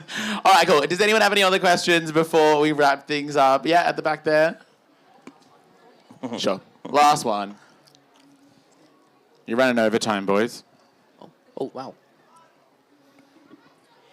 This is a question for Dennis. What was your favourite video that you created? I've got a few. But the very first one. Only one. Only one, she said. That's right. We don't have time, but we got time. I'm trying to think. Jeez, Nita. It would probably be Margaret. Okay, Margaret. She's Is standing. that the one with the mosey bag? No. So Margaret's sitting in the bathroom and she's looking in the mirror and she's saying to herself in the mirror, "Tony Abbott, Tony Abbott, Tony Abbott." And so the other character walks in and he's saying to her, "What are you doing?" And then Margaret goes, "If you say Tony Abbott 3 times, you'll get you get up to the top of the housing list and you'll get a house." Can you Can you do the acting for us just one time? Can you go on TikTok and watch my video? Fair enough. All right, please give it up for Dennis and Cameron. Go and check them out on TikTok as well. They're absolutely hilarious. And yes, they will be available for photos if you'd like as well. I mean, I'm also available for photos, but whatever. Go and chat to them. Thank you so much for coming. There's so much more happening around Yabun as well, so make sure you go and check it out. Enjoy the rest of your day.